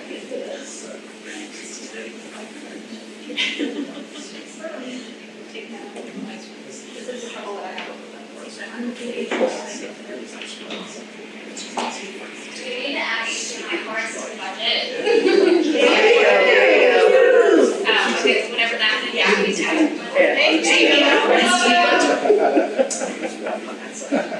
Okay, Amy, why don't you start with, get everyone on the same page, start with the budget, where we end up at the next mill rate. And this is the budget as passed by the Board of Selectmen at this point. So this is the one that went to public hearing, ties out to the public hearing document, that's the packet. So the town budget, $31,618,000. We have the school operating budget, $82,182,000. And then we have our debt service of a little over $8.1 million to get to a total of $121,948,062. And then we have anticipated revenues of $16,596,566. This gets our net expenditures that we will need to raise taxes for of $105,351,496. And then this is an increase of about $7.1 million or 7.30% overall. So if we go down here, we have our anticipated tax collection rate of 98.5, and then it gives us an anticipated mill rate for the town of 30.92, the fire district of 1.0, so 31.92. The difference between this presentation and the 32.04 mills is this includes the amended budget by the Board of Education.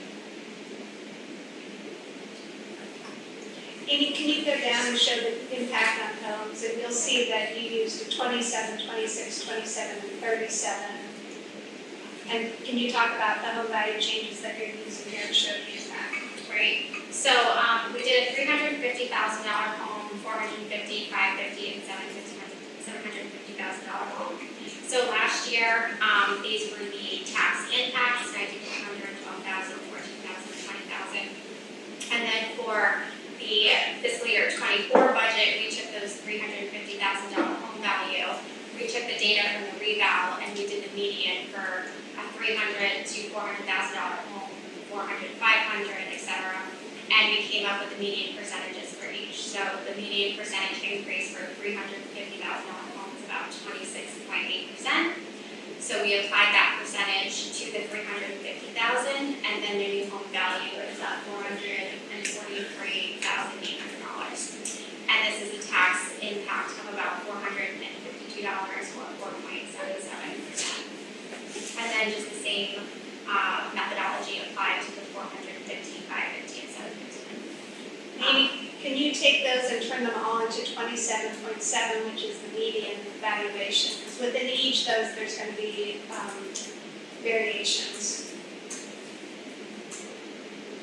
Once you do that, the median home value increase was 27.7, but within each category, it's going to be a little different. And how many houses are in each category, we don't have a clear idea about that. But we do know the median increase was 27.7. So you sort of get the 5.52.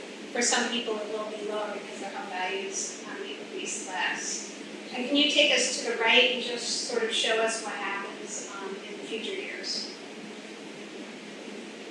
So here we have our fiscal year '25, fiscal year '26, '27, and '28.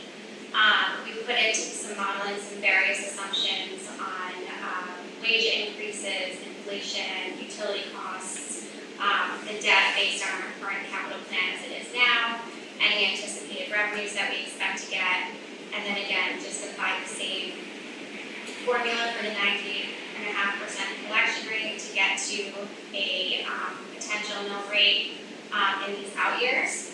And then that gives you, again, your tax impact down here for $350,000, $450,000, $550,000, and $750,000 home.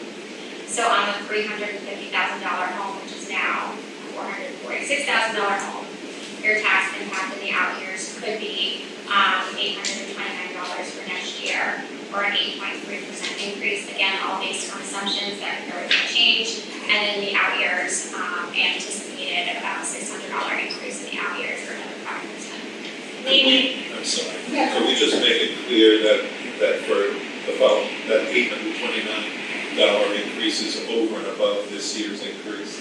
Correct. So Amy, we did ask Amy to look at other adjustments she could do in the assumption model. And if inflation is not as bad, or if that calms down some of the supply side, that could come down another $300 or $400 per year.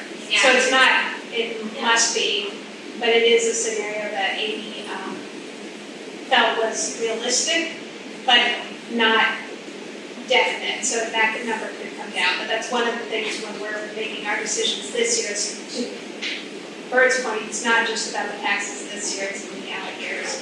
We did get some very positive information. I know our board had asked you to look at investment income, and I know that the board of selectmen did as well, and we were able to make some adjustments. High interest rates are bad for some people, but for cash investments, it was to our positive. So can you add those in, and let's get these numbers a little better? So $200,000 is already in here. Oh, it's already in there? Yeah, it's part of the 16.5. That was put in after they approved their budget, so it shouldn't be in there. Right, but I think the public hearing does have a 16.5 on it. So also another reason why I'm showing better than 32.04. I'm sorry? Also another reason why I'm showing better than 32.04. Okay. So we went from 32.04 by getting some of the interest income in there, and that brought it down to 31.92. And that includes the Board of Ed reduction of $200,000. Right. Okay. Okay, have you added in, there are some other adjustments we can make on revenues, minor, but, Right, so the World State revenue was about $5,000. And then we added in, 15,000 on vacancy. 50,000 on the vacancy rate, which will go over into expenditures. The other revenue was the insurance refunds. We were able to increase by 32,500. And then we can put in the vacancy rate, 15,000. And then that gets us to about 31.91. And can you take us down to the taxes? Gets us down a little bit. We went from 5.5 to 5.49. Okay, so the next thing we asked Amy to do, and I think Art made a great point, when the budgets come to us, we're limited as to what we can do. Would you like to comment on that? Well, it's something that was, I think it was Boyko made the point. When you look at the education budget, I mean, 80% are fixed themselves and 70% for the town. So I read all the letters that came in, and they all referred to discretionary spending. But 2 points. One is that if 80% of your one budget and 70% of the other is already taken up by salaries, that's a lot of the cost. And secondly, it puts a huge amount of pressure on discretionary spending. Your hands are certainly tied, and there's certain limitations to what you can do with your budget, whether you're select or education. I mean, there's very little maneuvering room, and things happen like schools get old, or boilers go wrong, or a truck needs to be replaced. So we're dealing with a very thin margin, and it's especially frustrating in a year when you're talking about the level of increase that we have. So we do have one positive, and Amy has been looking at scenarios of things we can do. So when you can't, typically when your operating goes up, your capital budget needs to come down, vice versa. That's very few municipalities have an increase in capital and an increase in operating. So one of the things Wendy and the Board of Selectmen did, which I thought was a great exercise, and I applaud them for doing that, is they looked to how do we reduce the capital budget, the debt service, which is like the car payment. And one way to do that is to reduce the borrowed amount. So I think Wendy described 2 things they did. There's going to be an issuance this year. They reduced that issuance by about $1.2 million. So they're paying cash instead of borrowing. So we don't have to pay the interest on that for about $170,000 a year in savings. And then in the out years, they're going to recommending replacing about $2 million bonding with cash, which would get you about 280 additional. So over 10 years, that's about 400,000 a year in savings. We asked Amy to look at a few other scenarios and walk us through sort of advantages and disadvantages. Because of Latimer Lane, we've known about this. There was going to be a peak debt service spend for the next 3 years, and then it sort of levels back out. So the other option is to concentrate those resources in the 3 years to cover that peak period and then move out projects in the out years. So Amy, and we're not going to decide anything tonight, but Amy did go through a number of scenarios. I asked her to pick out sort of her top 3. The criteria we gave to Amy is don't create any fiscal cliffs, don't do something this year that's going to cost us more next year, and is this the best use of the limited dollars we have, or should we reduce bonding over the long term? And eventually that's going to be a Board of Finance decision, but Amy's giving us the tools and the analysis so that we can make that decision so that the public can understand it. And so we asked Amy to walk us through a few of those scenarios, pros and cons.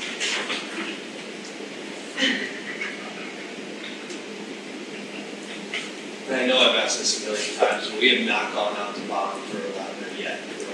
May. And what's that total bond amount? 11 million.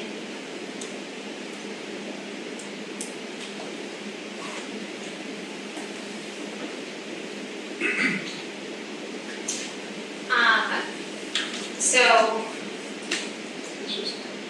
this is 7 different scenarios, and I will just show you the overall impact as it relates to a tax increase. This is that will be the easiest to translate. So we have, is that a Yeah. So we have our base scenario, which is essentially what the Board of Selectmen approved in their budget. I actually think this one changed a little bit. It is not the scenario of having 1.2 million go to the fiscal year 23 issuance. I have made a suggestion to them at their last meeting that instead of taking the $150,000 savings over the next 10 years, utilizing that 1.2 million, that can give me that cash back. I bond for the full amount of fiscal year 23, and then we only take $650,000 to offset for the current year budget. And then we utilize the rest of the 1.2 million in the out years to offset that debt service. Let me interrupt you, I'm lost, I don't know what I'm not there yet. Oh. I was just putting it up to show you. So one of the things that I had suggested is taking $650,000 instead of using that 1.2 million for this year. And if we have $150,000 in savings over the next 10 years, that's great. But our need is really for the next 3 years when we bond for Latimer. So reutilizing those dollars in a way that we can get more bang for our buck up front for the next 3 years instead of $150,000 in savings over the next 10 years. And you're getting the 650 for where? Sounding good, but I did my modeling. Capital reserve.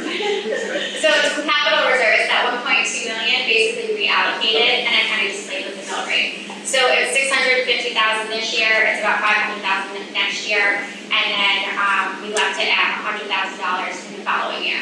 So that gives us an opportunity. It does create a cliff, but you're also funding that cliff because you're building some into your budget. So the $650,000 essentially is a cliff for the following year, and then we're funding that cliff with $500,000, so we're building in a little bit. We're utilizing $500,000, we're taking care of that cliff. But by year 3, I believe, I have to double check, but by year 3, the debt service comes down, but that cliff is no longer an issue. So we helped ourselves utilize some reserves in the last 3 years, where we're at a place where we're increasing a little bit over every year, and we don't have to worry about the cliff because we have those reserves that we funded it until we get to a point where we took care of ourselves essentially. So I looked at various things like that. The base scenario was what I kind of just went through. And then I'm not going to go through each of the things in each of these scenarios because you'll never remember what I put in each individual scenario, but I will send you all the scenarios and it details out everything that's in them. And then you have this summary page that you can go through. Actually, this is what you'll see. You'll see, Can you get that a little bit? Yeah. So you'll see like scenario 1, what I did. So I moved out capital projects in the current plan, but I didn't take anything off the capital project plan. I utilized $650,000 in reserves, $500,000 in reserves, $600,000 in reserves. And then there's a completely different scenario.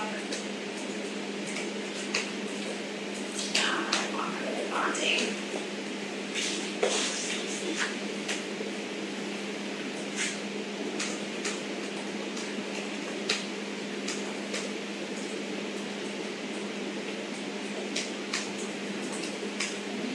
So one that's a little bit different is utilizing,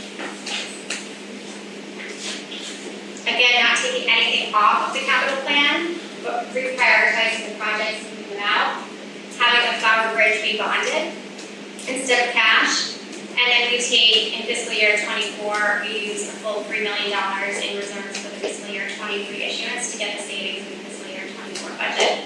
I put this as a scenario so that you can see the impact. I do not like this scenario as I don't like using our reserves all at once. The reason I picked the 650, the 500, and the 100 off of that 1.2 million is because we're only using 650,000 in reserves.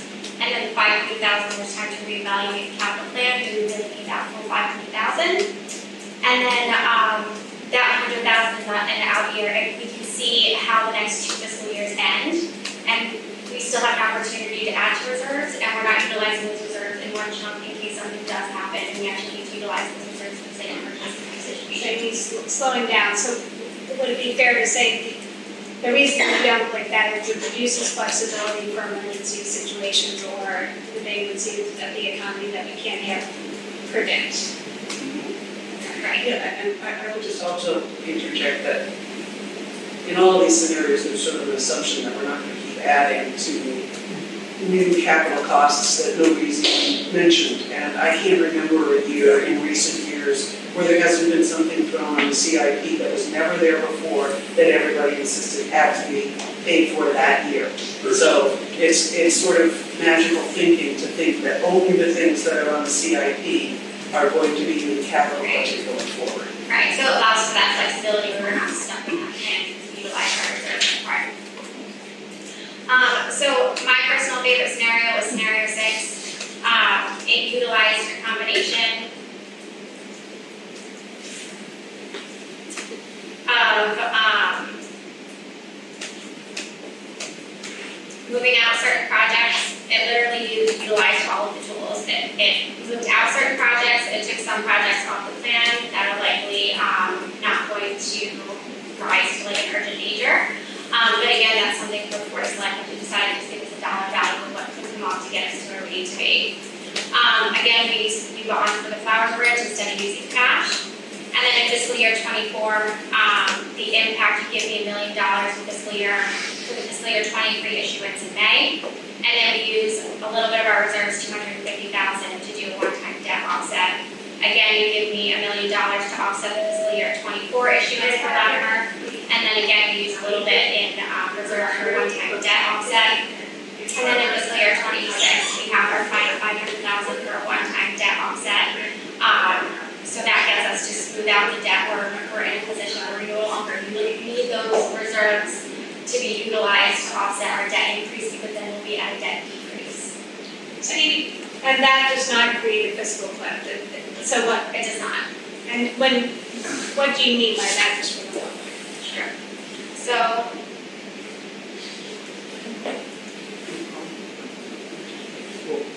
This is capital reserves. I think for our board's purpose, let's call our budgets capital reserves. Because at this point, it's just capital reserves. So if you take a look here, these $8 million figures, 9.4, 9.1, this is all of our debt service as proposed by the scenario. So then we have an offset, so say $150,000. We have our 8.720, so we're taking basically our debt service. We're offsetting with our reserve offset of that $150,000 to get to a net increase in debt service of $8.7 million. So essentially, we have created a cliff on that debt service. So if you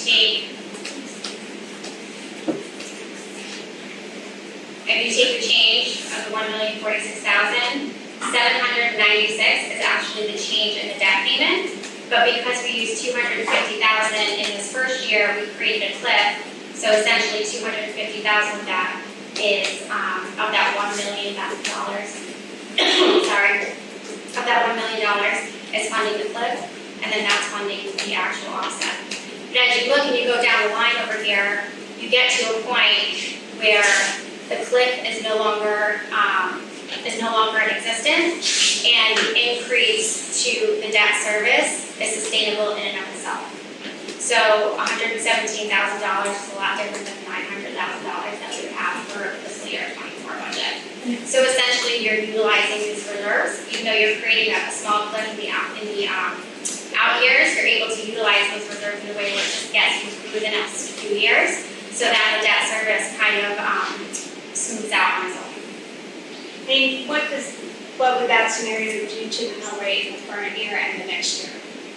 I can pull that up, but it's on a different file, so give me a second.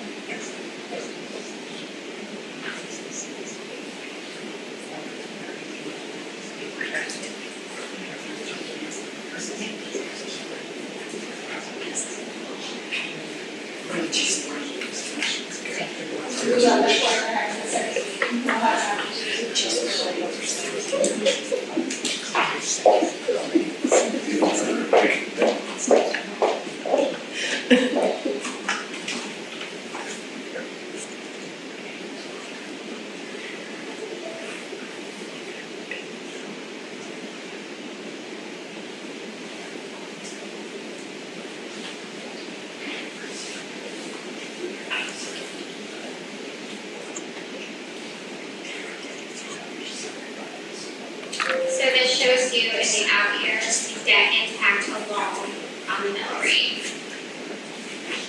So there's nothing else up here. This is all that budget year to year. The only thing that changes is your debt service. So we go down here. It changes your mill rate to 31.95 the debt service. But what I want to highlight down here is it takes our debt over the next 3 years and it splits it. So it's only a $19 increase, a $22 increase, a $19 increase until we get to this out year where it's small because the debt starts to fall off. And Amy, if we were to do the recommended, which I understand limits flexibility, we did 1.2 million off of the current issuance and 2 million off of the 2024 Flower Bridge, what does the mill rate do this year? So the mill rate in this scenario is down only by how much compared to where we started? So we were at 31.90, I think. 31.19. Right. So the little higher mill rate. Right. Okay. But it's also a long-term problem, as to your point, it saves some flexibility. Right, it saves some flexibility, and then, 31.92 to 31.95 just for the debt service at $19 is a lot better than, I think the original plan, which was forecasting about $68 increase along those lines. I mean, can you scroll up just a little bit more? So in the previous version of this spreadsheet, the revenues in the out years started at 11 million, and the revenues here start at 13 million and work their way down $1 million over time. What's that difference? And why is it such a significant difference from what we're projecting for the budget we're working on? So when I did the budget modeling that you were seeing before with the $800 increase, those are all based on the assumptions, the changes in the expenditures and the revenue. All I did for this is I mimicked the fiscal year 24 budget with the exception of ARPA. So I just took the 31,191, I took out the value of the ARPA to get to the revised budget number, so that we're comparing, so that we're pretending that the budget never changed. The debt is based on actual debt that we plan on incurring, and then I just did the same thing with the revenue. So I took the 16 million in the revenue, I took out the ARPA, and then I added in whatever it was for the scenario to get to the revised number. So I just wanted to show what the debt impact would be. So Amy, if we do the proposed that Board of Selectmen did with the 1.2 million off the 2023 issuance and then the 2024 paying the Flower Bridge with cash, what does that do to our budget modeling for the current year and the out years? So if we, say that again? So instead of going out to the full bond amount in May, we're going to reduce that issuance by 1.2 million as proposed by the Board of Selectmen. And then the next year, instead of borrowing for the Flower Bridge, we're going to pay cash. So their current plan. So that was the 32, so that was back to.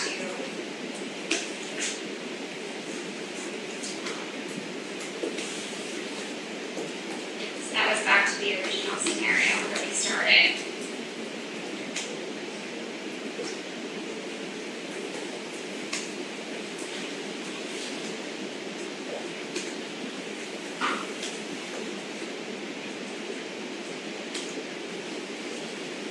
So in that scenario, we're carrying more debt, right? Because obviously. So then essentially that's. So 3204 or 3192. 3192. Okay. So then the next question I would have is, and the Board of Selectmen did not have the opportunity to do that, but next year we have a large amount of borrowing. If we can get the state to finish their audit, we can reduce 2 million. If we take another 2 million, just can't do it, we can reduce borrowing by 4 million. If we do that with your scenario, your recommended scenario, what happens to the mill rate? We just take out 4 million next year. Based on the state finishing an audit and releasing funds. No, so we would have to delay a project for the school, the roof, and we have to cut 2 million. We've got some opportunities. I'm not saying which project we would cut, but if we cut 4 million, and that could mean we just don't do the project, or we use capital reserves to fund it, or we get a grant, but we cut 4 million of bonding, what happens? When? Next year. And when would we bond for Flower Bridge?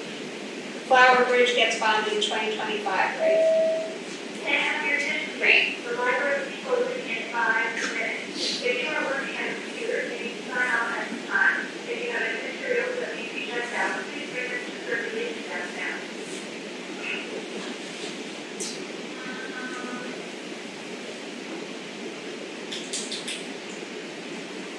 So I don't have that offhand, but I can run it. I need to put it through like the modeling tool, because it gives me the interest rate and the breakout year by year. So if we could have that for the 18th, because I think what the story is going to tell, we're going to have to do everything. We're going to have to move out some projects, put some off, utilize capital reserves to try and get the number to plan not just for this year, but for the out years. And we're really just talking about that. We're just talking about that, but it goes to the operating budget because the debt service then disappears. For every 1 million we don't bond for, we get 135, 140,000 savings. So for 4 million, that's over 5,000 Yeah, savings. if we're assuming the correct interest rates on our bond. Correct. So I'd like to see those assumptions underneath, well, please. On what? What you're assuming for cost of debt for those 4 years. Amy, if you could email our full board the most recent budget model, which has those numbers including capital, we can then manipulate some of those numbers on our own before the next meeting. Okay. We're playing with a lot of unknowns. We are. For future years, my preference is to deal with the knowns that Current we year. have now. Yeah. Right. So then the question becomes 2 things. One, how much of reserves do we want to use and how best to use them? Because those are the knowns. How do they impact this year and the next year? Those are the 2 most prescient things. So we need to see the modeling with some of those scenarios. The other thing we don't know yet, and we won't know, we have a better idea until the 18th, is where the Board of Ed projections are going to be. As Matt presented and Susan, when they presented their budget, they were looking at a substantial deficit.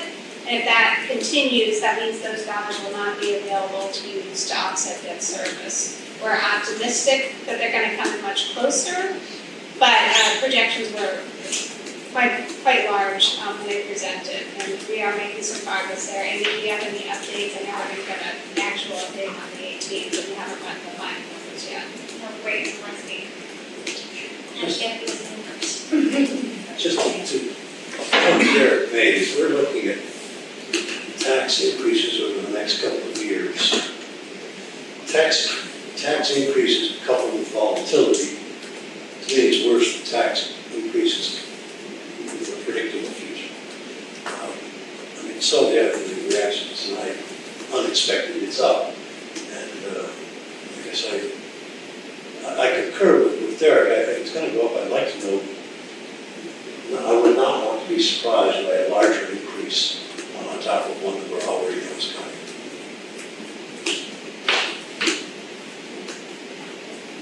So, do people have thoughts on sort of, some of these are policy decisions. Do you take the savings over a 10-year period. It reduces the total amount of debt the town amasses and does give savings over time. You can do that. You can move out projects, you can eliminate projects. It's going to involve some hard choices. But there are some things that are more wants than needs in the capital improvement plan, depending on how you view it. I may view it as a need, and someone else may view it as a want, but those can be ranked and adjusted. To Derek's point, do we take the knowns, what we have at this moment, and just deal with that because we don't want to deal with the contingency, will the board of selectmen move the project out or not? Can it be moved out or not? Do we deal with what we have at this point and use our resources? I'd like to open it up to discussion on sort of philosophical where people are on how they think about using reserves best. Well, I think we saw when we did the analysis on what the debt service would cost an individual at a certain home price is de minimis to the actual increases dollar-wise that are going to happen over the next 4 years. We just had a rebound. Those property values will stay as they are for 4 to 5 years, right? And our mill rate's going to project to go up to 40. So it's 32 now. You're talking about 30% increase in taxes on people. So if it's an additional $20 this year based on moving some debt around, that's just a pinhole of total increases. I think we have to be more broad in our thinking about how we're going to require more from the taxpayers. Yeah. Anyone else? Yeah, I think two things, same point in different ways. For anybody, because I was watching Amy's presentation, which I appreciate, but I think for someone like myself with a background in English and finance, the point might have been lost that it's very important for us to manage our debt service because it affects a lot of other obligations we have, and we don't want to go over that 8% rate because it's going to ramify in other costs and borrowing costs. So what we're talking about is something that is quite significant, but at the same time, in terms of the larger problems that we've been talking about for most of the evening, which is, I think, a huge tax increase this year, which is going to be followed by an equally huge tax increase in future years, and well, let's stay with that. These changes are rather small bore, so I am in favor of finding a way to manage our debt service, and between now and our next meeting, I think we should hear about it and discuss it. But overall, this budget process doesn't give us a lot of opportunities, or hasn't at least this year, to talk about how much these tax increases, these simple expenditure increases, affect the same goals that we're trying to achieve through the individual appropriations that make up this budget, through the money we're spending on teachers, through the money we spend on parks. All of that goes into a single mix. What kind of town we want to have. And in the future, I'm certainly going to want to hear how we're addressing that problem in connection with each board's budget, and not just the value of the individual expenditures. So, which is a little bit out of place with that remark here, but it's something I want to get off my chest. It reminds me of Art's comment, every piece of this budget makes perfect sense, but when you add it up, because on affordable for a lot of people who heard from tonight, I guess if we're blue skying and looking way down the road, I could see eventually a fork where we become an expensive, high-tax town with an outstanding education system, or a more reasonable town with an above average, good but not one of the top of the city education system. And that may be one of the really tough decisions that this comes down to. It pains me to raise it,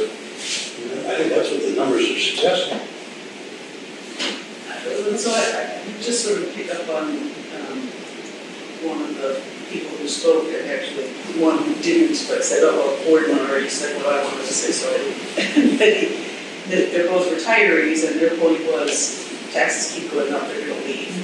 And when that happens, when the only people who want to be in this town are people because they have children are willing to pay their taxes, then all of the people who keep leaving and the houses keep getting refilled with people with children, it becomes a huge problem because then the education expenses keep going up higher and higher and higher, and then the taxes really become completely unaffordable for anybody unless they're a multi-millionaire. And what you heard him say, he was willing to pay for education. Yes. Up to a certain Right. point. Yes. That's the. Yeah. No, and I think most people are. I mean, children are everybody's future. We have to. We all benefited from other people paying taxes. I always resented when somebody said, "Well, I don't have kids in school anymore. Why should I pay?" Well, somebody paid for you. So what goes around comes around. But I mean, there are no easy answers here. I think we have to look at everything. I mean, we have to look at debt service. We have to look at ongoing operating expenses. And we have to look at capital.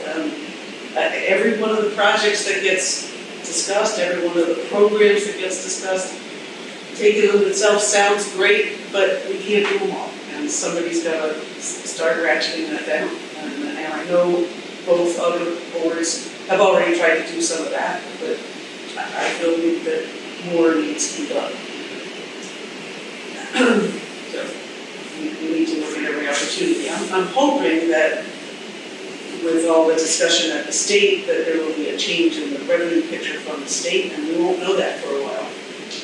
But frankly, even if there is, I think we need to get a hold of our own spending, because who knows how long that state rosy picture will last. It's an anomaly in history, recent history of the state, that they have any sort of surplus. And we don't know how quickly that disappears. In the first place they looked to cut, if you remember a few years ago, when Malloy was in office, the very first thing he wanted to do was raid the reserves that existed in the towns.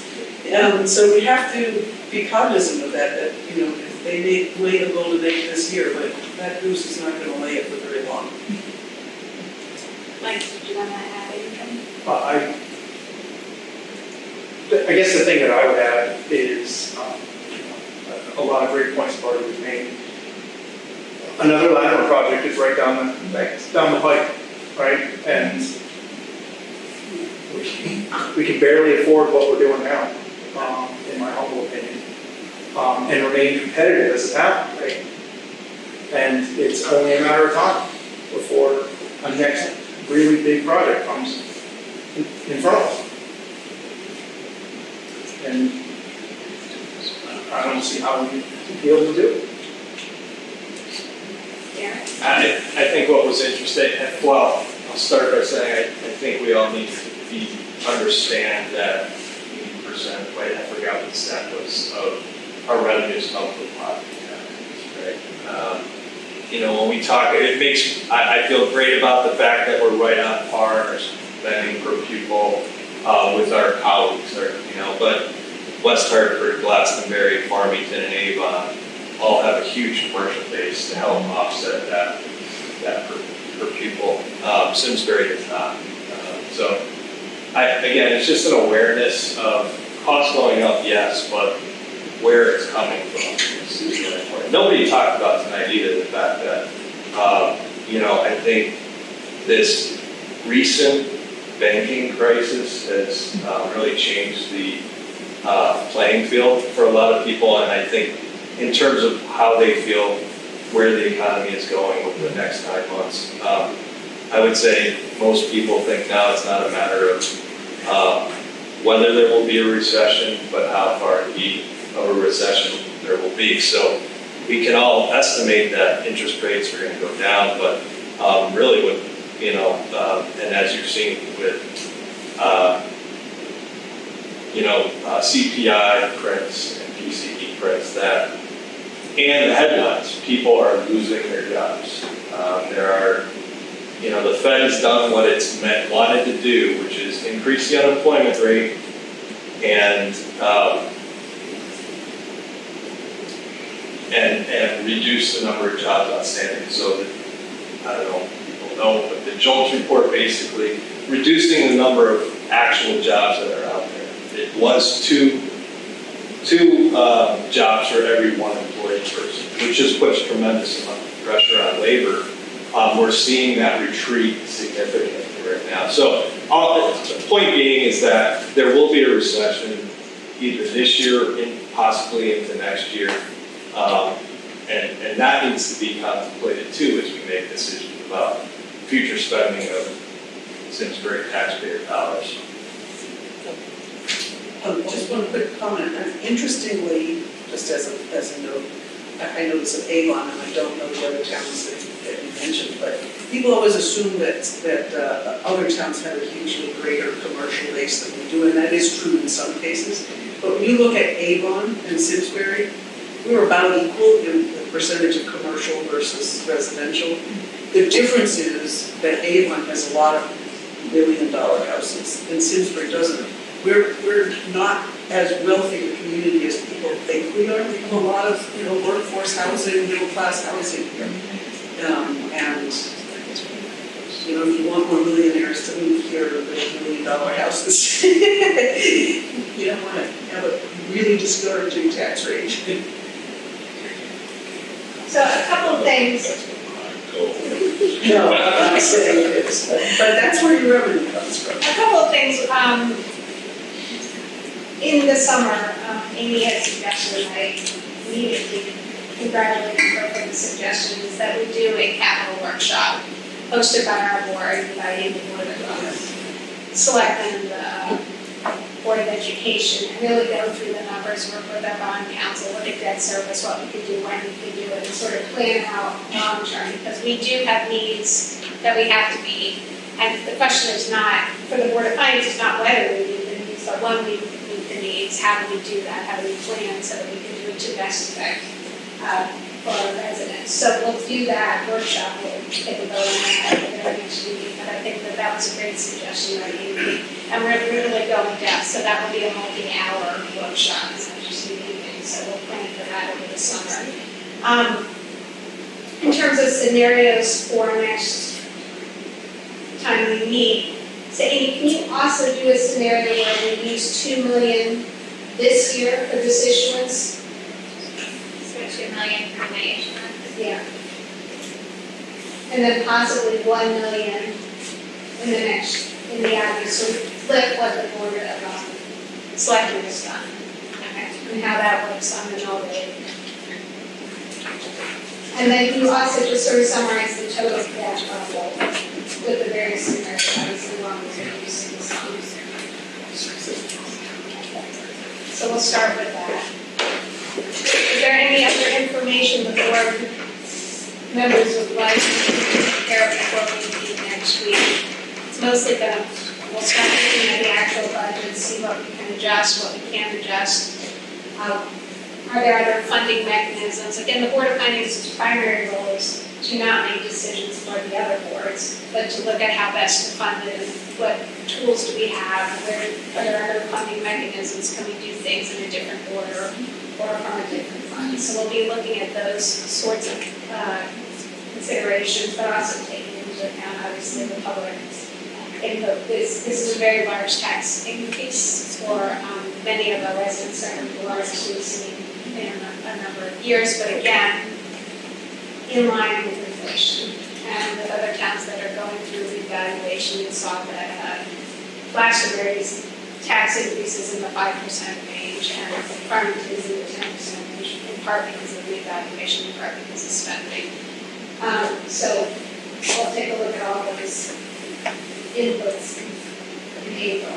To the extent folks have on our board suggestions or motions, if you are comfortable sending them to us in advance, we'll prepare them and then take notes on all of them. You're welcome to make proposals on the night of as well. But to the extent we have them in advance, it's very helpful to Amy to help order the motions and to calculate the funding so she can work into the mill rates. The other thing we can do, we have a meeting scheduled not only on the 18th, but the 19th. And if there are a substantial number of motions, we may carry over the meeting so you can make sure she's had time to review it. And get the numbers right, and then take the actual votes on the 19th, when the numbers have been verified, so please keep up those dates open to the extent we go on the 19th. Our hope is that that will be a very quick meeting. And the other thing we are waiting on is the status of the education bill, which is far as it was created out of committee. That's the one that Simsbury may get an additional $2.3 million.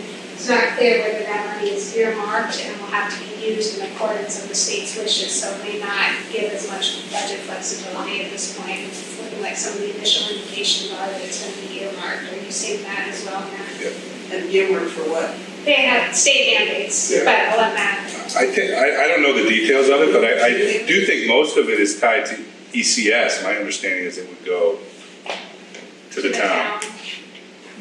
But are there new mandates coming along with it? There may be some. I think there's some charter school stuff in there. Nothing direct in terms of provide services, but it addresses like your open choice funding, I believe excess cost, and then ECS, trying to fully fund that equation. I just don't know how those things will be parsed out. I would think, for simplicity's sake, because ECS goes to the town, that it probably would, is what I'm hearing. So then that would be an opportunity, one, either for mill rate relief, two, to take care of some capital. We saw buses were unfunded. I did reach out to Amy in conjunction with Bob Cosenzo to get some insight as to how we could do that and how long we can delay our budget process to still get the tax bills out for July 1. So if we do need to delay, we'll wait to hear what the state says, does with that. It is a bill favored by Matt that we're receiving first, so it has more legs than normal bills. It did receive unanimous support, so that would be a tremendous relief or a tremendous opportunity to take care of some of the needs that we haven't been able to fund. And that would be a continuing conversation among the three boards. Anything we can take care of that's a need with that additional funding would offset future funding. So I don't want to say it's not a savings, it is a savings, it will be taxed for at a later time. So it's how we think about it, how to best utilize it. We're still waiting on information as to what it can be used for and whether there will be any mandates associated with it that take that off the table. But that's something that we should consider delaying the vote on if we think that's going to pass sooner, because that could then be incorporated into either mill rate relief or taking care of things at that point without having to do a supplemental appropriation. We do need to do a supplemental appropriation. We've been through this before. That's $2.3 million. That gets us very close to 3% already. We can do that, but we might need a second referendum in November, if depending on what the federal dollars are. So to the extent we can budget it, we have the information to budget it, we're going to try and. This is a long session at the state, right? Yeah. So they're not going to be done with their budget until June, and that will be something, I mean, the budget's always the last thing that gets focused on in the last days, so they doubt they'll have that information.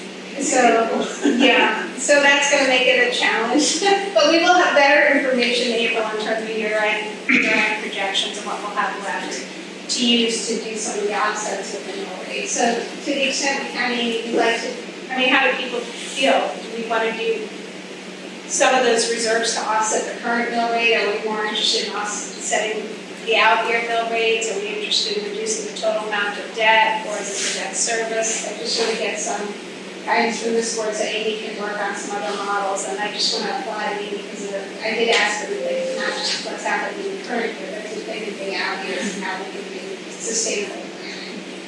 We promise not to ask for more than 275 scenarios. When was the last time the town used cash to offset the mill rate increase? So I did talk with Paul Hinault, who called me. And there was one year when there was a series of a big tax increase after reevaluation. They used about $1 million to offset it, and then each year they reduced it. And that's sort of what we did with Hartford, if you recall, when the Hartford left. How do we set it in? So that is another option as well. $1.5 million of was in Hartford. But Paul did tell me they did one year use $1 million in just that thing, and I said to him, well, what about using it for debt service to reduce it that way? He goes, yes, you could also do that to it because it accomplishes the same result. For me, the cleaner thing is just to, and I am open to changing my mind, but to using $2 to $3 million now, just not to bond for it, because that's an immediate $400,000 in savings and it carries over 10 years, so the overall reduction is lower. But to Amy's point, and she was right to bring that out, it limits our choices and our flexibility in other areas, and we may have substantial needs there. We do know that we're going to have some requests for police funding, so we need to create some of that capacity in the operating budget. We do know that enrollment is going up, so we're going to have to create some capacity there. But I'm open to hearing, I think that's the hard policy call. Do you spend it now to get that immediate relief? Or do you, because you could reduce the current year budget by $400,000, you spend $3 million right now as opposed to doing the $1 million and the $2 million the next year. That's $400,000 that then carries over 10 years. But it depletes your reserves. And are we comfortable doing that? Obviously, I wouldn't be comfortable doing that until I know where the Board of Ed is going to come in projections. So this is the capital reserve fund we're talking about, which didn't exist until a few years ago. Yeah. So we lived without it for many, many decades and centuries. Could probably live without it again, or with a much diminished one. So I'm just throwing that out there. Okay, those smaller than I mean, we are seeing a huge population increase, not just at the school level, but it's increased probably 2,000 since I've been here. So that's over 10% in just the last 7 years. So, and that's led to, we heard from the ambulance, increased calls on police and stuff like that, which leads to increased vehicles. So it's. Yeah, the only thing I'd say, I feel like I have to say, is that it's not really apples to apples with what we were losing one of those as not the largest taxpayer in town. That was a really special situation. What we're doing here is offsetting huge increase in budgets. Right. That's what we're Operating, yeah. It's not a one-time thing. Fighting. And we knew that there were, new housing coming. We knew that we were going to offset that by the grantless projections over the next 2 to 3 years. I don't know if I'm seeing that grantless projections over the next 2 years. So I'm not in favor of using reserves to offset those. Would you be in favor to reducing debt? Well, that's what I have to think about that, because to your point, if we are agreeing to spend $2 million on the flower bridge, just to say that's a no back, then why would we bond for it today? Right. And then why wouldn't we just pay cash for it? Especially because we're using assumptions that we don't know if we'll actually. Right. So I need to think about that a little bit more and maybe look at some more of the scenarios that Amy did, thank you, to kind of wrap my head around that. But No, that makes sense. We deal with a lot of unknowns, so we just focus on the knowns that we can control right now and then plan for that. But it will involve over the summer probably moving out some projects or eliminating some projects or looking for alternate funding sources for some projects. That assumes everybody on this board thinks that we should spend $2 million on the flower bridge. That's correct. I've asked multiple times for, repair and maintenance, to kind of push that out. I don't know if any of that, rather than spending the whole amount right now, or waiting until it just completely falls apart and then we don't have a safe bridge anymore for people to enjoy. So it's a little double-edged, but. Tom, could you speak to some of the deterioration you're seeing, to the extent you are seeing deterioration on the bridge?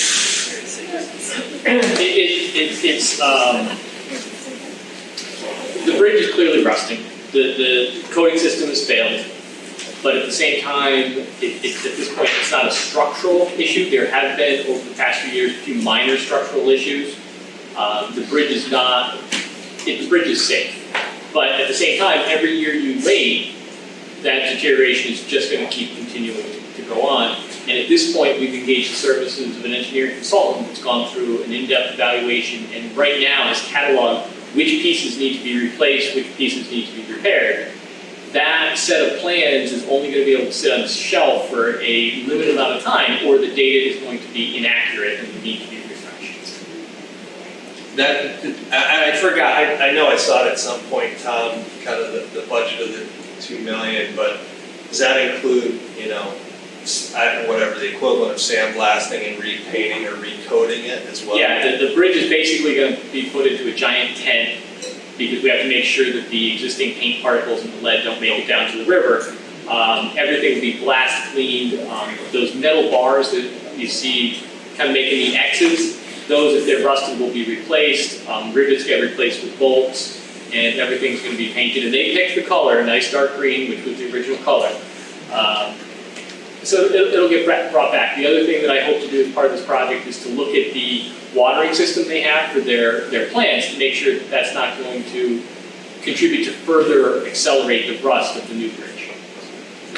You know, you spray water every morning for a few hours, really not good for steel. Right up there with me putting salt on the road, so I mean. So one of the things the Board of Finance, we can get into the specific projects, and that's certainly our right and obligation. But I think about it more in terms of, okay, what's the dollar amount? What do we need to move out? I'm more comfortable saying, okay, here's what we need to do. You pick your projects. How do we fit that in? The other thing we can do is work with our bond advisor, Amy. Is there anything Mary can do to work with us in terms of timing the debt so that we can get some of the debt service concerns that this board has and therefore some of the cost increases? Is there anything he can do to change some of the timing of the debt that would help us in that area? So I can ask him. I know initially I had asked him, but he said what we're doing is already what we should be doing, and the suggestions that he would offer are essentially playing with what we're doing in a way that we don't want to do that. So it's inconsistent with our policy. It's inconsistent with our policy, and they're also not good practices, and it gets us in a position of being partnered. Exact words. That what? It gets us in a position of being partnered. Yeah, so we don't want to be like Hartford. Right. That's so in the debt region, we love Hartford, we're just not in the debt. Right. So the fact that they haven't been able to manage their debt in a way that has been fiscally responsible, I guess. There are things that he can provide us, but he does not recommend them. So that leaves us, we need to make our choices and we get rid of some projects and move them out. Or we've got to really constrain the operating budget on what I'm hearing from population trends and enrollment trends. We're not going to be able to do that, so we need to focus on the debt. So that will be our charge over the summer, but the immediate charge is what do we do with this year budget? And are we comfortable with where the mill rate is, or are there things we can do, if there are things we can do, how to best utilize reserves in a responsible manner to help with this year's budget as we begin to plan with the out years. So those are things to think about for April. I think Art made an excellent point. We are limited as a board of finance of what we can do. The budgets come to us with things we have to pay, which include debt service. The reason voted for these projects, it's non-discretionary. It has to be. We're legally obligated to. Union negotiations and contractual obligations are authorized by the Board of Selectmen and the Board of Education, not the Board of Finance, and we are legally obligated to fund those, although not the full amount. But we have to honor those contracts legally, and to Art's point, that's 70 to 80% of the budget. So in terms of our ability to adjust taxes or to help with that, we are limited in what we can do, but one of the areas we utilize is the timing of that and how to use reserves. That's correct. So that's where we primarily can make the biggest difference in how we can focus and how do we plan for the out year needs that we're seeing listed, and how do we help the citizens of Simsbury prepare for budget for that as well. So we got some stuff from Amy. Thank you for that. Is there anything else you need from Amy before we get to that?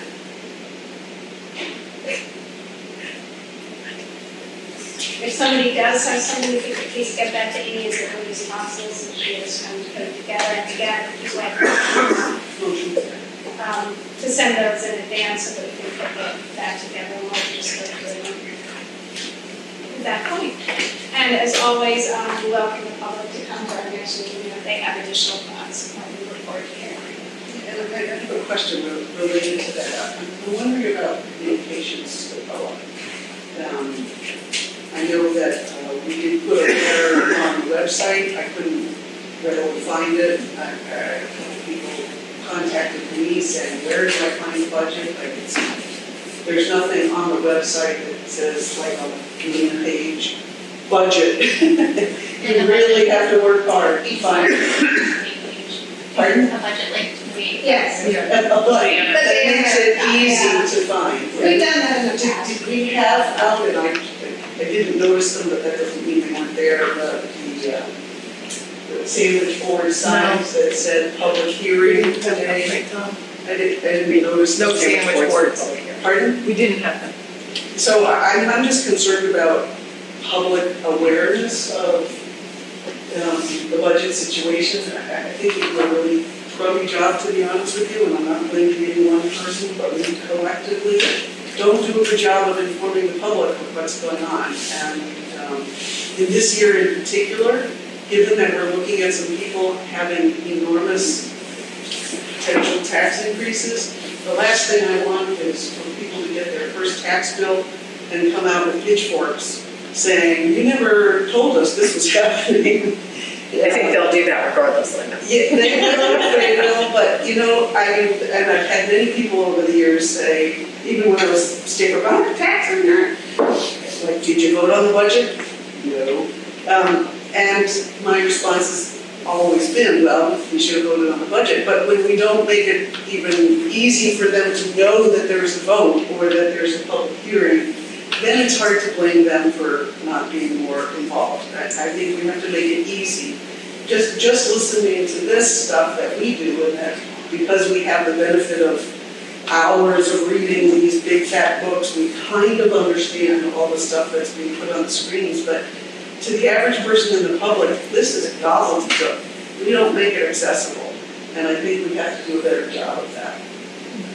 To that point, I would say that I did see multiple times on news feeds through the patch that they had, that there was a public hearing. You're right, there was a so it really depends on how tech savvy people are in navigating through websites or news sources. I guess my own follow-up to that comment, and I don't entirely disagree doing this, is that we should probably let the public know that the public hearing has been extended. So for those people who couldn't make it out tonight but wanted to, maybe we can get Dr. Rinaldi back for the 18th.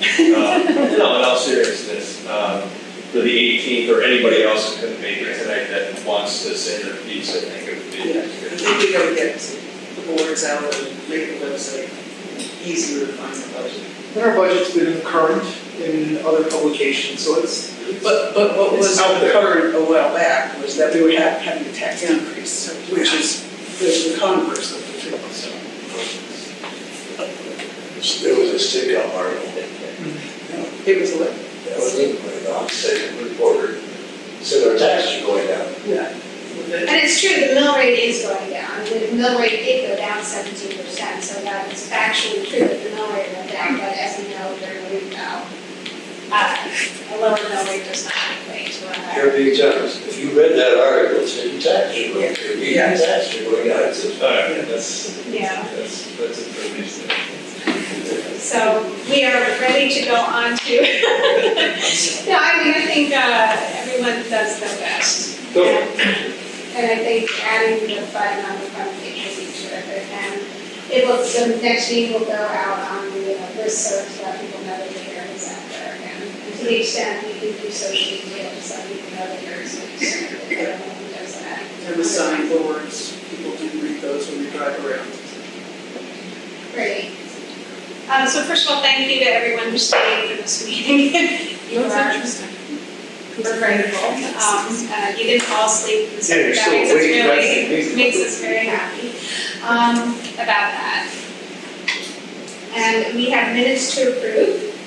I did send Amy a few minor changes that were just remarkable and the substance. Did anyone have any substance on the minutes? We have 3 minutes and I'm gonna skip your motions. I'm gonna skip this. This is the most exciting part. And I have misplaced my agenda, so Amy, what are the minutes we're approving? February 27th, 2023, March 1st, 2023, March 7th, 2023. May I have a motion to approve all 3 with the substantive, with the non-substantive grammatical changes? So second. Any further discussion? All in favor, please say aye. Aye. And is that the last item we have to take? It is. So we are not adjourning the hearing. The hearing has been continued. We've already taken that motion, so we're just going to Recess. recess. Yes, may I have a motion to recess? I move to recess. I move that we go out to recess. Until the 18th, and that meeting will be at 5:05, is that correct? We have that one, 5:05. Well, you made a motion earlier for 5:45, but I think it was on page number 6. Do I need to amend that agenda? May I have a motion to amend the continuation of the hearing to April 18th at 6 p.m.? So, I'll second it. All in favor, please say aye. Aye. So it's 6. So we have a motion, we also have a motion on the table to recess this meeting until the 18th at 6. And we have a second. All in favor, please say aye. Aye.